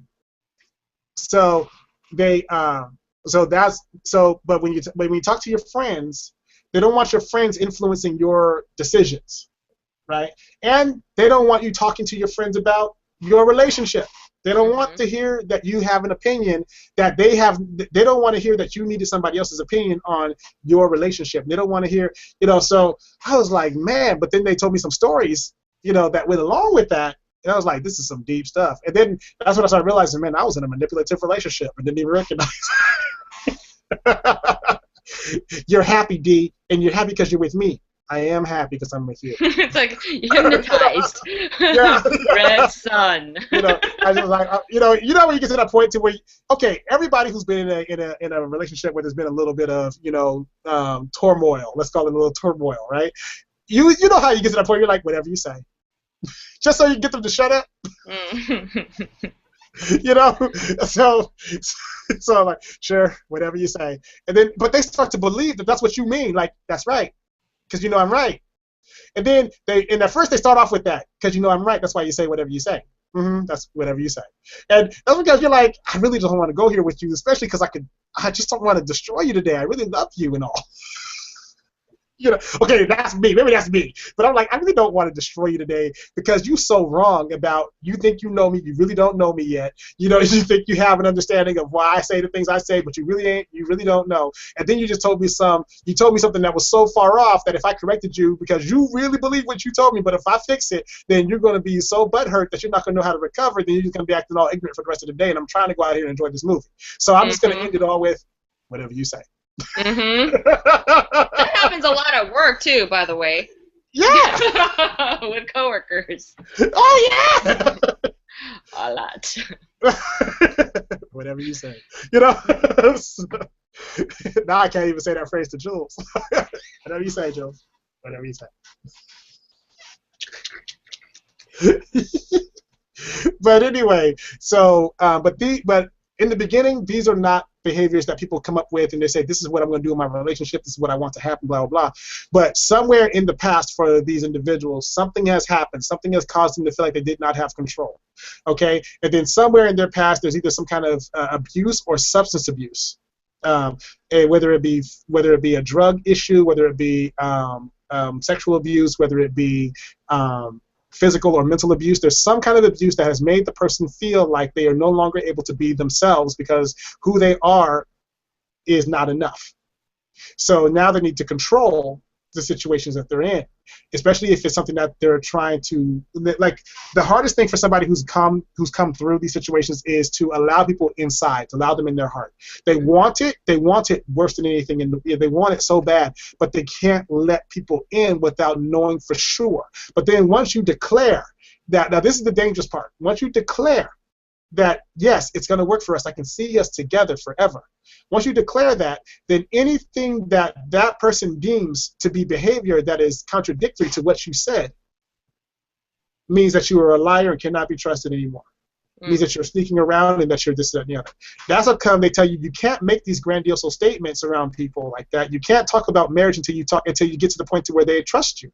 You can't even talk, and that's one thing that's one thing I talked about to the girls. I was like, okay, a couple of them talk about, because I can see myself marrying him. I said, wait.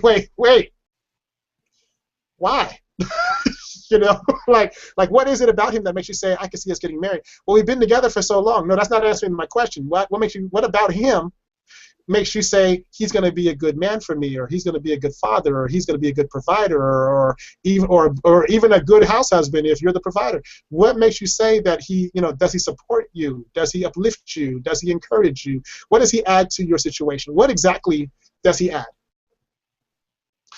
And again, usually this is around the time my wife walks into the room. She's like, uh-oh, here we go again. Because if you don't know what the person adds to your life, you can't say, I want to be one with this person unless you're looking for a bunch of empty calories. Mm-hmm. I just thought about that, cracked me up from the inside out. Because what do they add? That's the big question of, matter of fact, to the point to where a couple of the girls, their parents started getting involved because it was just too ridiculous, right? So then the parents started asking the same, what do they add? What is the value that they're adding to your situation? Because so far I haven't seen any value add other than the fact that you care about them. But they don't even live like they care about themselves, so how are they going to care about you the way you care for them? And these girls, they don't like that. No, of course not. You just busted their bubble. Yeah, because and then, so all I've been hearing lately, no matter what accent you put on it, this is what I've been hearing lately. That's what my mom said. That's what my dad said. That's what my mom said. That's what my dad said. I was like, look, as much as you see in a person does not mean that that's the person for you. That does not mean that this person is good for you. You can see great things in a person, but that does not mean they're good for you. You're not even strong enough to be who you are when you're with the person. So if they're not adding any value to your life, you may see the far-off potential of the person. You may see they have great qualities, because most people who have manipulative spirits and all that, they actually are very, there's some great qualities to these people. They're very charismatic. They can be bummy, and you still want to hang out with them for some reason. It's just true. Some people are just very charismatic. They have something about them that draws people in. So I'm not saying that there's no redeeming qualities to these people, especially me. I see great qualities in everybody, right? But the thing is what value add are they bringing in? I'm not even asking about money at this point. Mm-hmm. I'm saying, are they increasing your sense of self-worth? Are they helping you pursue your passion? Are they, when you get bummy and when you get depressed, are they saying, no, you need to get up and do that thing you love to do? Are they trying to make a way for you to, the way that you would, the things you do for them, are they doing that for you? Exactly. And then most of the girls were like, well, I don't need him to. Yes, you do. Are you crazy? So that's when I started asking questions like, and why are you mad at you? Why do you feel like you don't deserve better? And then here's the answer that I get most of the time is, well, we've been together so long, I just don't want to start over. Or we've been together so long, like, what's the point of all that time that I put in if I'm just going to start over from scratch again? And that's a real issue. That is a real question. Because nobody wants to feel like they invested a lot of time and a lot of effort to go nowhere. Mm-hmm. Here's the problem, though. Mm-hmm. They weren't together. Girl. But to them, they were. That's what I'm saying. In their mind, they don't even call you their girlfriend. And even the ones, like, I think there's two of them that do get called girlfriend. But even in that, their situation is very. They have some of the worst situations going on. You know what I'm saying? So because by time. Now, this is just something in general, but by the time a guy adds a title to the situation, everything steps up in terms of what they expect from you. I mean, are the guys, even in the ones that are in the relationship, the ones that get called girlfriend, are the guys even thinking or talking to the girls long term? Are they even planning a future? That's not on the radar. Like, because the guys keep going back to well, I've had these things happen in my past, and because I've had these things happen, I just want to make sure that you're not like her, or I just want to make sure that this, that, and the other. So, and then the girls always say, well, I understand, because we've all gone through some things, blah blah blah, right? And I said, okay, they had this conversation with you once, and I understand, explaining that you've had some old hurts and blah blah. But every time you say you want to move forward in your relationship, they bring up their old hurts. You know what that means is that they're really not looking to move forward with you. They're not trying to move forward with you. They're stuck in the past, and they see you as just as a placeholder. You're not really the person that they're trying to move forward with. Yeah, they're just using that line as an excuse. Yes, which is also in the research that we're going to go over starting next week. But yeah, that's actually, that's in there. Like, I might have to send you the whole thing, but it's in there. I try to make it where we're only doing what we got to do today, but I think you'll find it a very interesting read, just because. I'm sure. Because even with our friends and with family members and whatever, girl, I'm like, I know that person. They were at the picnic. I know that person. I know that person. They were in my mirror. But but now what I did was I didn't grab the whole report because, quite frankly, the thing was long and it was a lot of technical jargon. So I grabbed the condensed, more like the bullet points. Yeah, bullet point, easier to understand part of it that somebody rewrote. So I was like, okay, this is what we need for the show, because I ain't. Can you imagine us sitting there trying to read it off for people? That wasn't gonna work. So, but it's I was so impressed. Cliff notes. Yeah, thank you. That's the word. But I was so impressed with how they broke everything down, and then how they caught they caught the traditional excuses and the this, that, and the other, and then nobody wants to be. Matter of fact, this is what's so funny. The almost all 7 guys, I think it was like 6 out of the 7 guys, told the girls that they were being manipulative. Oh. Yeah. See, here's the thing. What I found in my previous experiences, and what I find now too, a lot of the times when you're doing something and you are guilty of it, you turn it right around to the other person and point blame at them and point fingers at them, because you feel guilty of it. You have to make them feel guilty of it, and so that you don't. Yeah, first. So it's not on you, and you don't feel as bad. That, and if you recognize that they're starting to recognize what you're doing, you turn it on them first, and they start self-reflecting, and it takes all the attention off of you. Yeah. Yep. But then most of them don't have an INNERMIX life coach in their ear talking about, girl, he's gonna say that anyway. So just keep going. Like, you gotta bring these things to the surface, because I'm a big advocate for healthy relationships, but I'm also a really big advocate for getting value out of the people that you're going to be spending your life and your time with. Some things takes a while to get over. Sexual interaction, being addicted to sex and all that kind of stuff. It takes a moment. It can take a minute to get through and get over, but it is possible. It is doable. And the harder the fight, the more benefit there is when you come out of it. You recognize that it was a fight and you don't want to get back there again. You don't want to wreck your relationship because somebody became attached to you during a time of their life when they were already in a very negative space. If you have unmarried sex with somebody who is in a bad place mentally, whether it's self-esteem, whatever, you've just given them something else to attach to that can destroy them now. Where before they were going through their ups and downs, but it was normal for them, so that it could work on in that place. You attach sex to that, which is a soul tie.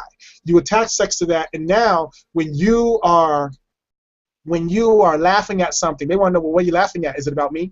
There's so much more. It's just bad. It's just when you're talking. Not everything gets taken personal. Everything is personal. Yeah. Everything, and then by the time you try to clear it up, they say, no, I know what you're talking about, and oh my God, hold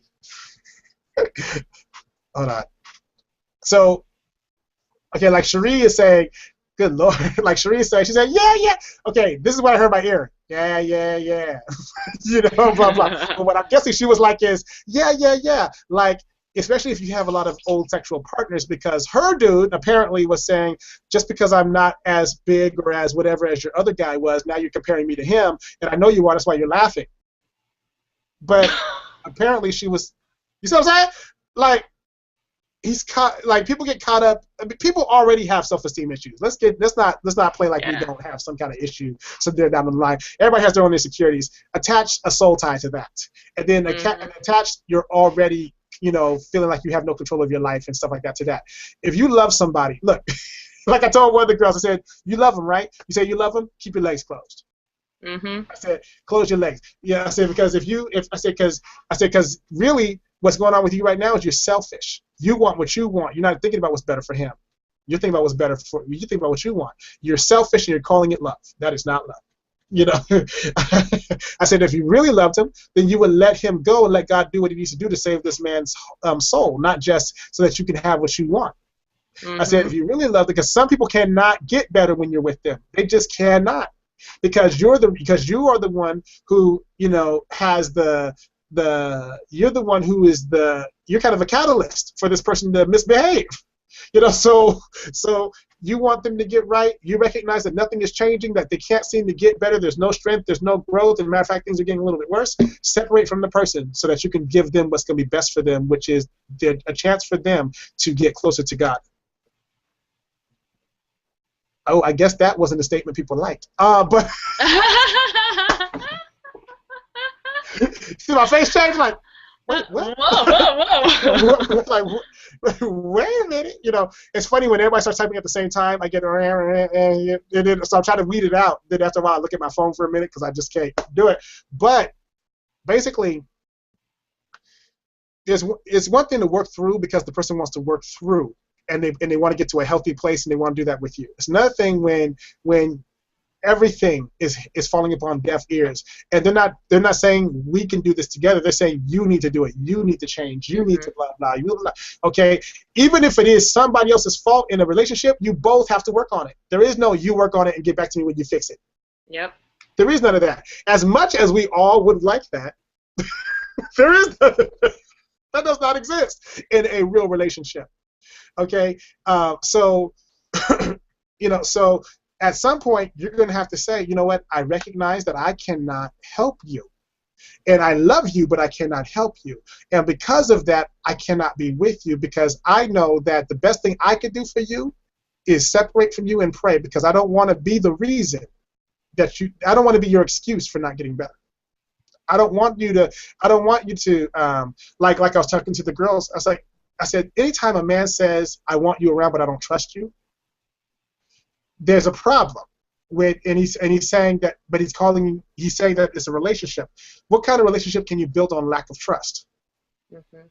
That's not even make sense. Like I'll try to find another way to say that, but it just doesn't make sense. And nobody that I'm talking to is a dummy. And I make sure I remind them of this when I talk to them. I say, you're not dumb, so I'm not going to talk to you like you're dumb. You're not a baby, so I'm not going to talk to you like you're a baby. So I asked this question to all 7 of them over the last couple of days, and I said, look at your relationship that you're in. We're going to call it that because it may not be technically one in his definition, but it's a relationship because you're continuously with this person and you guys are interacting in this way. So, if your sibling or best friend or something were in the exact same situation you were in, would you say it's a healthy relationship for them to be in? And everybody said no. I said, well, why would you? I said, well, why not? You're in it. Well, and oh my God, nobody really had everybody had an excuse but no reason, right? So then I said, okay, so let's just say that your sibling. Let's say your siblings in it. So let's say that your sibling is in it, and then your siblings in this relationship, and they're going through all the stuff you're going through, the ups and downs, the highs, the lows, all that kind of stuff. They're going through all of it. What would you do in that situation? And most of those pretty young little things got very violent in their speech at that point. Especially the ones who had brothers. That I found very interesting. I said we're gonna have to approach that one again later. But a lot of these girls, girls are real, protective with their sisters. But my God, they go hard for their brothers. They don't even play. They go hard for their brothers. So I said, so So you know me, you know how I work. I ask a lot of questions and I get these, these answers and stuff. And then I said, so you wouldn't let your brother go through this? You wouldn't let your sister go through this? Well, no, because I said, so you're saying that they're worth more than you? Their value is higher than yours? They didn't like that one. Mm-hmm. I said, no, because you're saying you love yourself, you care about yourself, you want the best for you, and blah blah. But if you put them in your situation right now, today, you're saying that they don't need to go through that kind of stuff. Because you love them. So are you saying you don't love you? Are you saying that what you're going through is because you don't love you enough to go, so you don't have to worry about you, but for them, their value is higher. They have way more value than you do. Well, that's not what I'm saying, D. Then what are you saying? Exactly. So you know how this works. Let's explain how this. So, Jules, I'm telling you. Now, try having this conversation. See, this is why I know I do what I do and you do what you do. I said, try having this conversation 7 times in 3 days. Nope. You see what I'm saying? Like, try the one with the very hard accent because it's heavy on the French. You see what I'm saying? And then, you see what I'm saying? So I'm like, oh my God! Like, but everybody said that they wouldn't let somebody. So, but now we're getting to. So now me. Then we got to go to the question of, okay, then why do you think it's okay for you, but not for them? Why is that? Then we start talking about time, we start talking about age. Now, first off, when a 23-year-old tells me I'm just getting old and I just need somebody in my life. Oh God, I could slap him. And then get out of my face. When the 20-year-old says, "D, I'm getting old and I should be married by now," like, oh my God. And I remember specifically saying, as much as you like watching our show, dear, if Jules ever hears you say that, you might get blocked because that just don't make sense. She laughed so hard. She laughed so hard. I said, as much as you like watching our show, so I just, and I do have to say thank you to her because she did say we could talk about her issue as long as we didn't mention her name because she says there's a lot of people out here in France. so yeah, there are. Ain't nobody gonna be able to narrow it down. We actually are in our French audience is growing every week.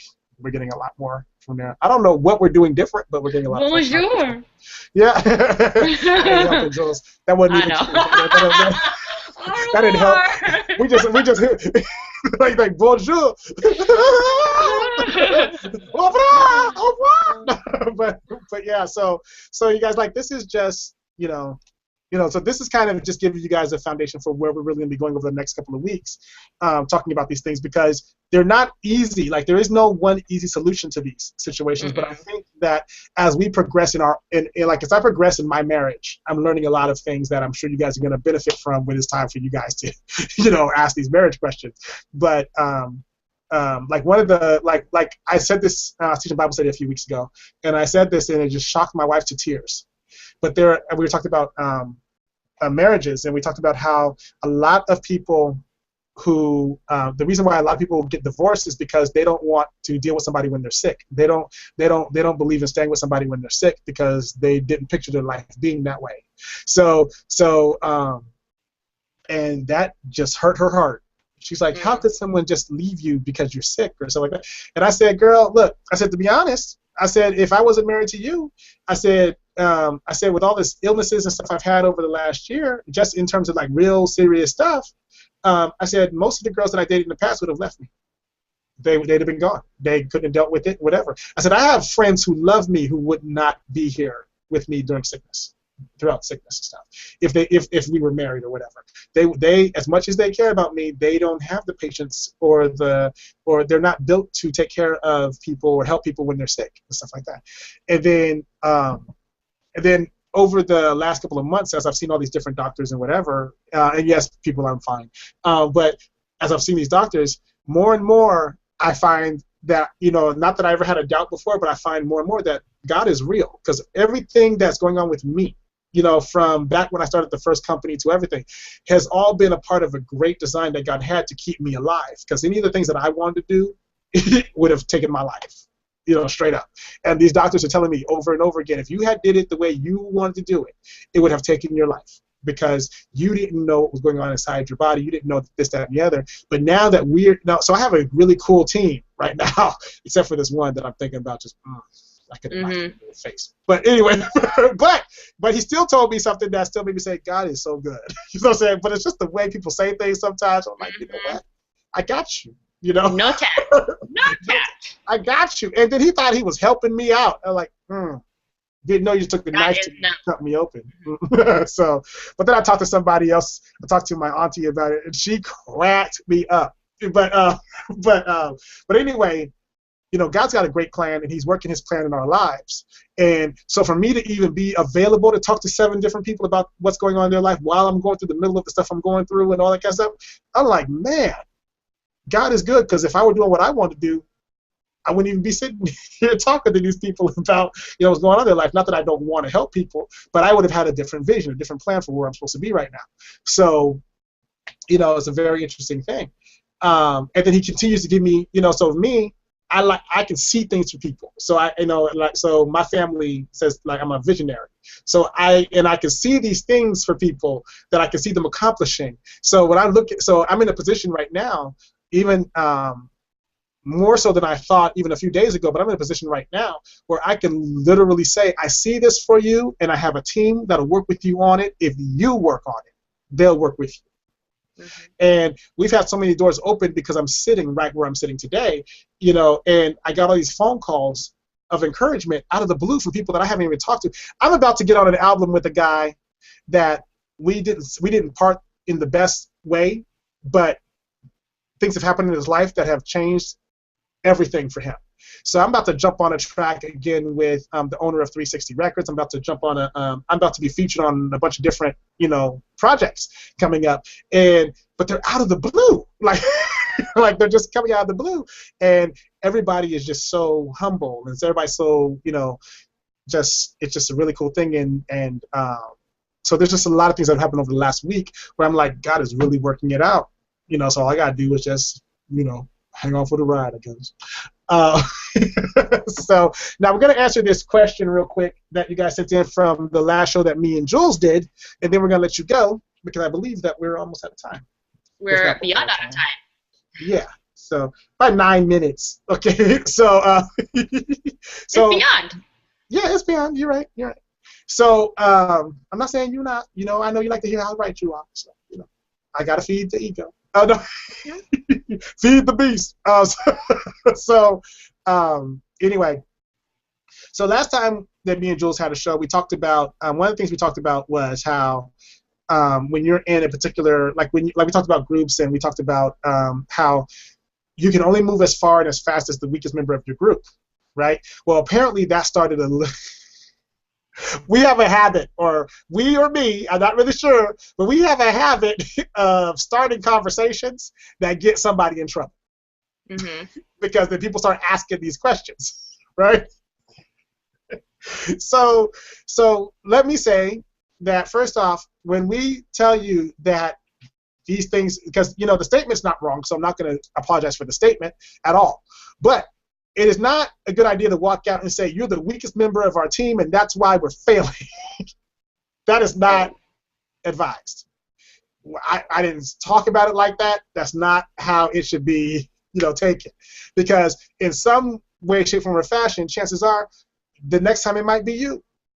And you don't want nobody coming up to you and be like, well, the reason why this is happening is because you're the weakest member of the team, you know. So, yeah, you don't want that. Now, so your question basically was, in INNERMIX, who was the weakest member? And I was like, you know, that's a very interesting question because we kind of move around quite a bit. So, like, we're online a bit, so we do move around quite a bit. But I thought about it, and I was like, I don't really know how to answer that question because even in our weaknesses, we kind of balance out. Because like mine, like Jules may have time issues, I have transportation issues. So combined, we're getting nowhere on time. Oh man, it's funny, but pretty spot on. Yeah. Yeah, but I thought about it. You know, I was like, because hold on, my earpiece is going out. But I was like, not, but it's y'all's fault though, because y'all sent so many messages in. My battery and my earpiece said, you know what, this is ridiculous. I'm out. I don't have to deal with this no more. Hang on 1 second. Let me. Okay, can you hear me? Okay, cool.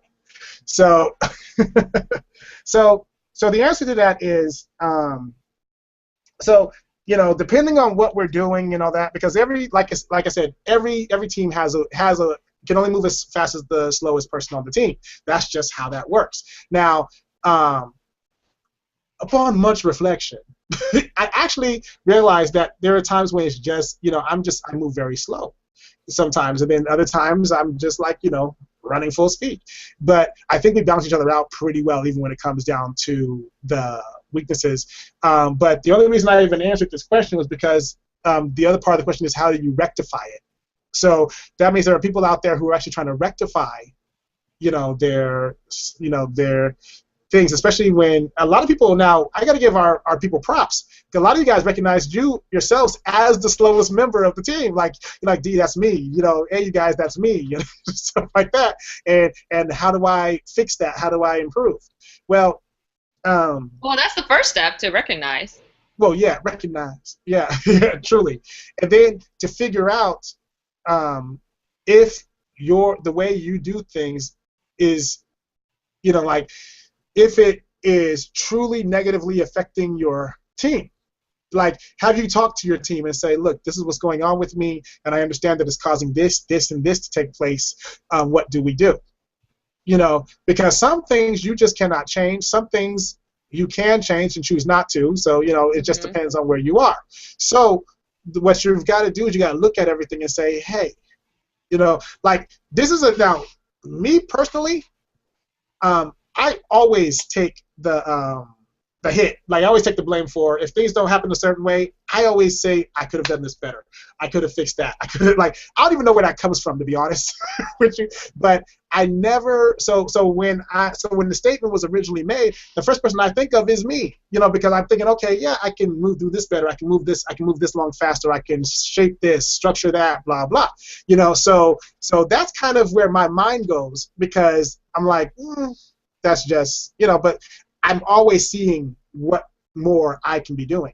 What you really want to do is, like, so when I recognize those things, then what I do is I try to find a strategy in which to improve how to be more effective. Because when I look at it, I say, even though the thing is INNERMIX, I look at, as Jules' partner, I look at how can I make sure that I'm not failing my partner. But as a manager, I look at the entire entity and say, okay, what's going on with INNERMIX? How do we rectify it? What needs to be put in place to do these things? You know, what are the limitations, and what are the, you know, and where does the team excel? You know, that kind of thing. So I'm always looking at it from within, then I'll look at it from the outside. Now, if you're going to look at it from within, then ask yourself, how am I affecting the forward momentum of the team? And once you look at how you're affecting it, then figure out what behaviors are affecting the forward movement in a negative way. And then work to change those behaviors. And a lot of the time, if you're with a good team, the team will actually help you rectify those things by putting certain things in place to help you become more productive, or to help you stay on task. Because a lot of times it's just we're off task. And then sometimes, let's be real, it's a fight between what you want to do and what you have to do. You know, and then a lot of the times the want to do wins because you feel like you've been doing the have to do for so long that you need some want to do time. And the want to do time happens to be right at the time that everybody else is doing the have to do. So sometimes it's just off. And then if you wear as many hats as I wear, then most of your time is spent in have to do. Very little of it is want to do. And by the time you get to the want to do time, you go back and you say, well, they'll understand, you know, and you do it. You know, like, let's just be real. Like, you're like, well, they know me, they'll understand, and you do what you want to because you know that the team will understand or whatever. But then it gets to a point to where you're like, then all of a sudden, they mad. They mad at you or whatever. I've had this happen to me when I was performing at when I was signed to the label. I've had this happen where I say, well, I don't understand because I really wanted to hang out with my girl I was seeing at the time, or I want, whatever, right? So, and mind you, I'm a workhorse, but there are times when you're like, well, just one time. Yeah. Just one time. Yeah, just one time, or or you're like, just 5 times. Well, I was gonna be, even more honest and say that I felt like I already do what they want me to do better anyway, so why do I need to practice with them? Oh. Or why do I need to go and do this when I can be off doing what I want to do, because it's gonna get done either way. But why do I have to? Why do I have to go back and sit and go through the same routine over and over again when I already know this stuff? Why should I have to keep going back and reliving this stuff over and over again when I can be doing what I want to do? And then one day, first off, he wasn't necessarily a manager, but he was like the manager provided by the label. So my manager pulled me aside and basically said, look, your attitude is negatively affecting the team. I didn't feel like there was a change in my attitude because I was still smiling, and when I was killing it, So I'm like, what's the problem? And, and he said, well, what we've decided to do was, instead of me just talking to you, we're going to have the entire team talk to you, because apparently you don't understand that although you may have these things down, they depend on you to be there as part of the team, even though they are backing you. And I was like, well, okay. Now me would have punched me in the throat back then. Because well, if they don't have it together, that's not my fault. That's their fault for not being as good as me. Oh. Because but I got you though. Yeah, you know what I'm saying? So then they need to practice harder. Because then I go down my list of responsibilities, because I have to do this, and I'm still in school, and I'm doing this, and I'm doing this, and I'm doing this. All they have to do is that. So if I've got all this together and I'm killing it, and they're just doing that, why is it that you guys are looking at me like I'm not participating, like I'm not a part of the group, when I'm doing more than you're doing? And plus, I have to learn new material, and I can't learn it the way you guys learn. I got to take my own time, do this, that, and the other, and then all of you get to go off and have these little lives and do your stuff after you're done with rehearsal, but I still have to go do this and this and this, so I don't have any me time. So now that I want some me time, you guys are upset, right? Yeah, well, that didn't go too well because I got the, well, you could have as much you time as you want. I'm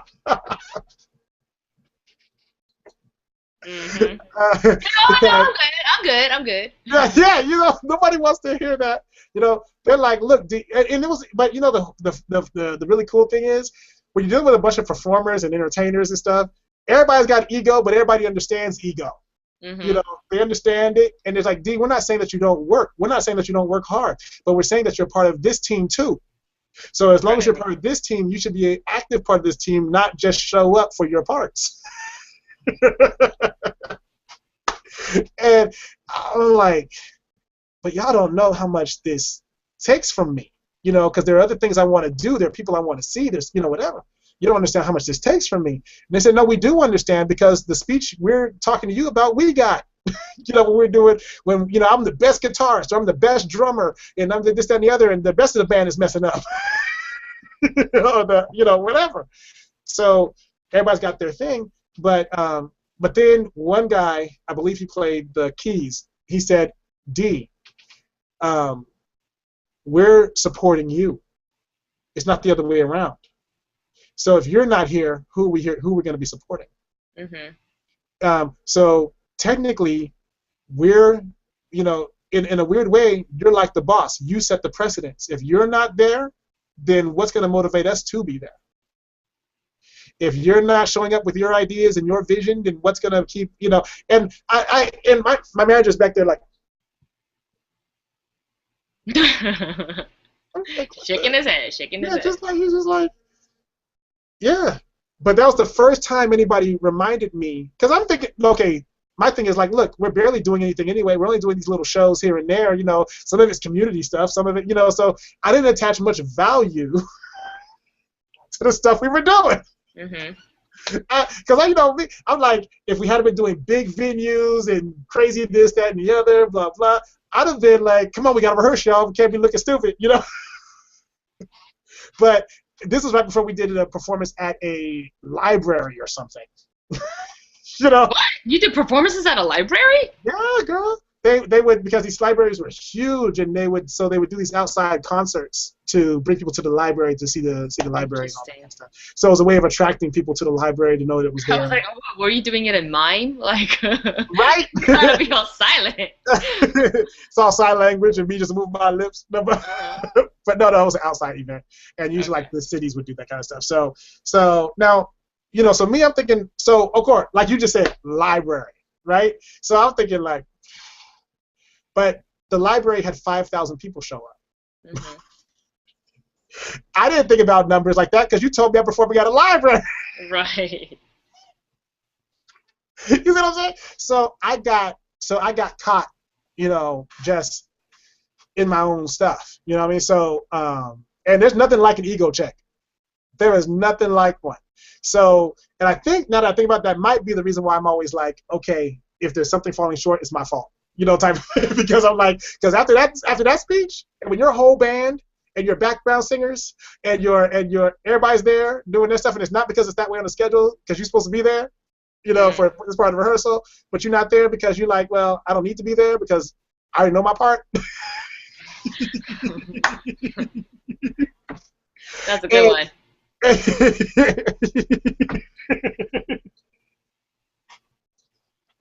I'm sorry. I just remembered too. This happened to me in an acting situation too. So it took me a minute, y'all. It took me a minute, but I got it. There's nothing too big or too small for me to do. So I need to, But I learned that. But I learned that because they threatened to pull me out of it, or they threatened to work around me, as opposed to working with me. And the worst than being let go of is to be there and know that people are working around you because they can't depend on you. But they're not getting rid of you. You get to watch all the other stuff happen, but they're working around you. Do you know how much that sucks as an entertainer? They're not saying we're going to adapt for your needs. They're saying, no, we're working around you because you're in the way. So, anyway, you guys, pay attention to how you're affecting your team, what it is that in the behaviors, and then if you find that you need help fixing the behaviors, talk to the team that you're working with and see what you can do to improve your aspect of what the team does, because the team might have a different view than you of what the weaknesses are. Very true. But if you think it's you, and because you know some of the things you're doing, this is one of those things where if you talk, you might tell on yourself, but it might be for the better. It usually is. So. But here's the thing: everybody in the team thought that it was themselves, and everybody, because they thought it was themselves, and everybody stepped up. It's just better for the group. Period. Yeah, exactly. So it really just depends on what you do, and because sometimes when it's something that cannot be rectified, and I've been in this situation before. If it's something that cannot be rectified, then if it's a good team and it's just a problem that cannot be fixed, then what you do, as opposed to destroying the team, you reallocate. You change the business plan for the team, and when that happens, then the team can still work together. Just like when somebody gets married, the team is no longer going to be the priority. You see what I'm saying? It's no longer going to be that thing. If someone in the household gets sick or whatever, then you have to take care of that person. Well, of course, you are now the weak link in the team because you cannot be there when you have to take care of the person you're with. There's always something that's going to come up. But if you're doing all that you can do, or you recognize, like I recognize that that back then especially, I had to put more time in with the team, because the team wasn't asking me for money, they were asking me for time. They weren't asking me for much of anything but time and participation. And for a lot of us, that's a big sacrifice. Some people would rather give money than give time. Yep. It's easier. I see you over there. Where? Who are you talking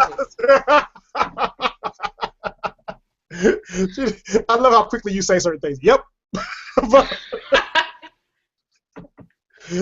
But anyway, you guys, so that's what we'd recommend you do is just look at the behaviors and work at it from there. Yeah, there's still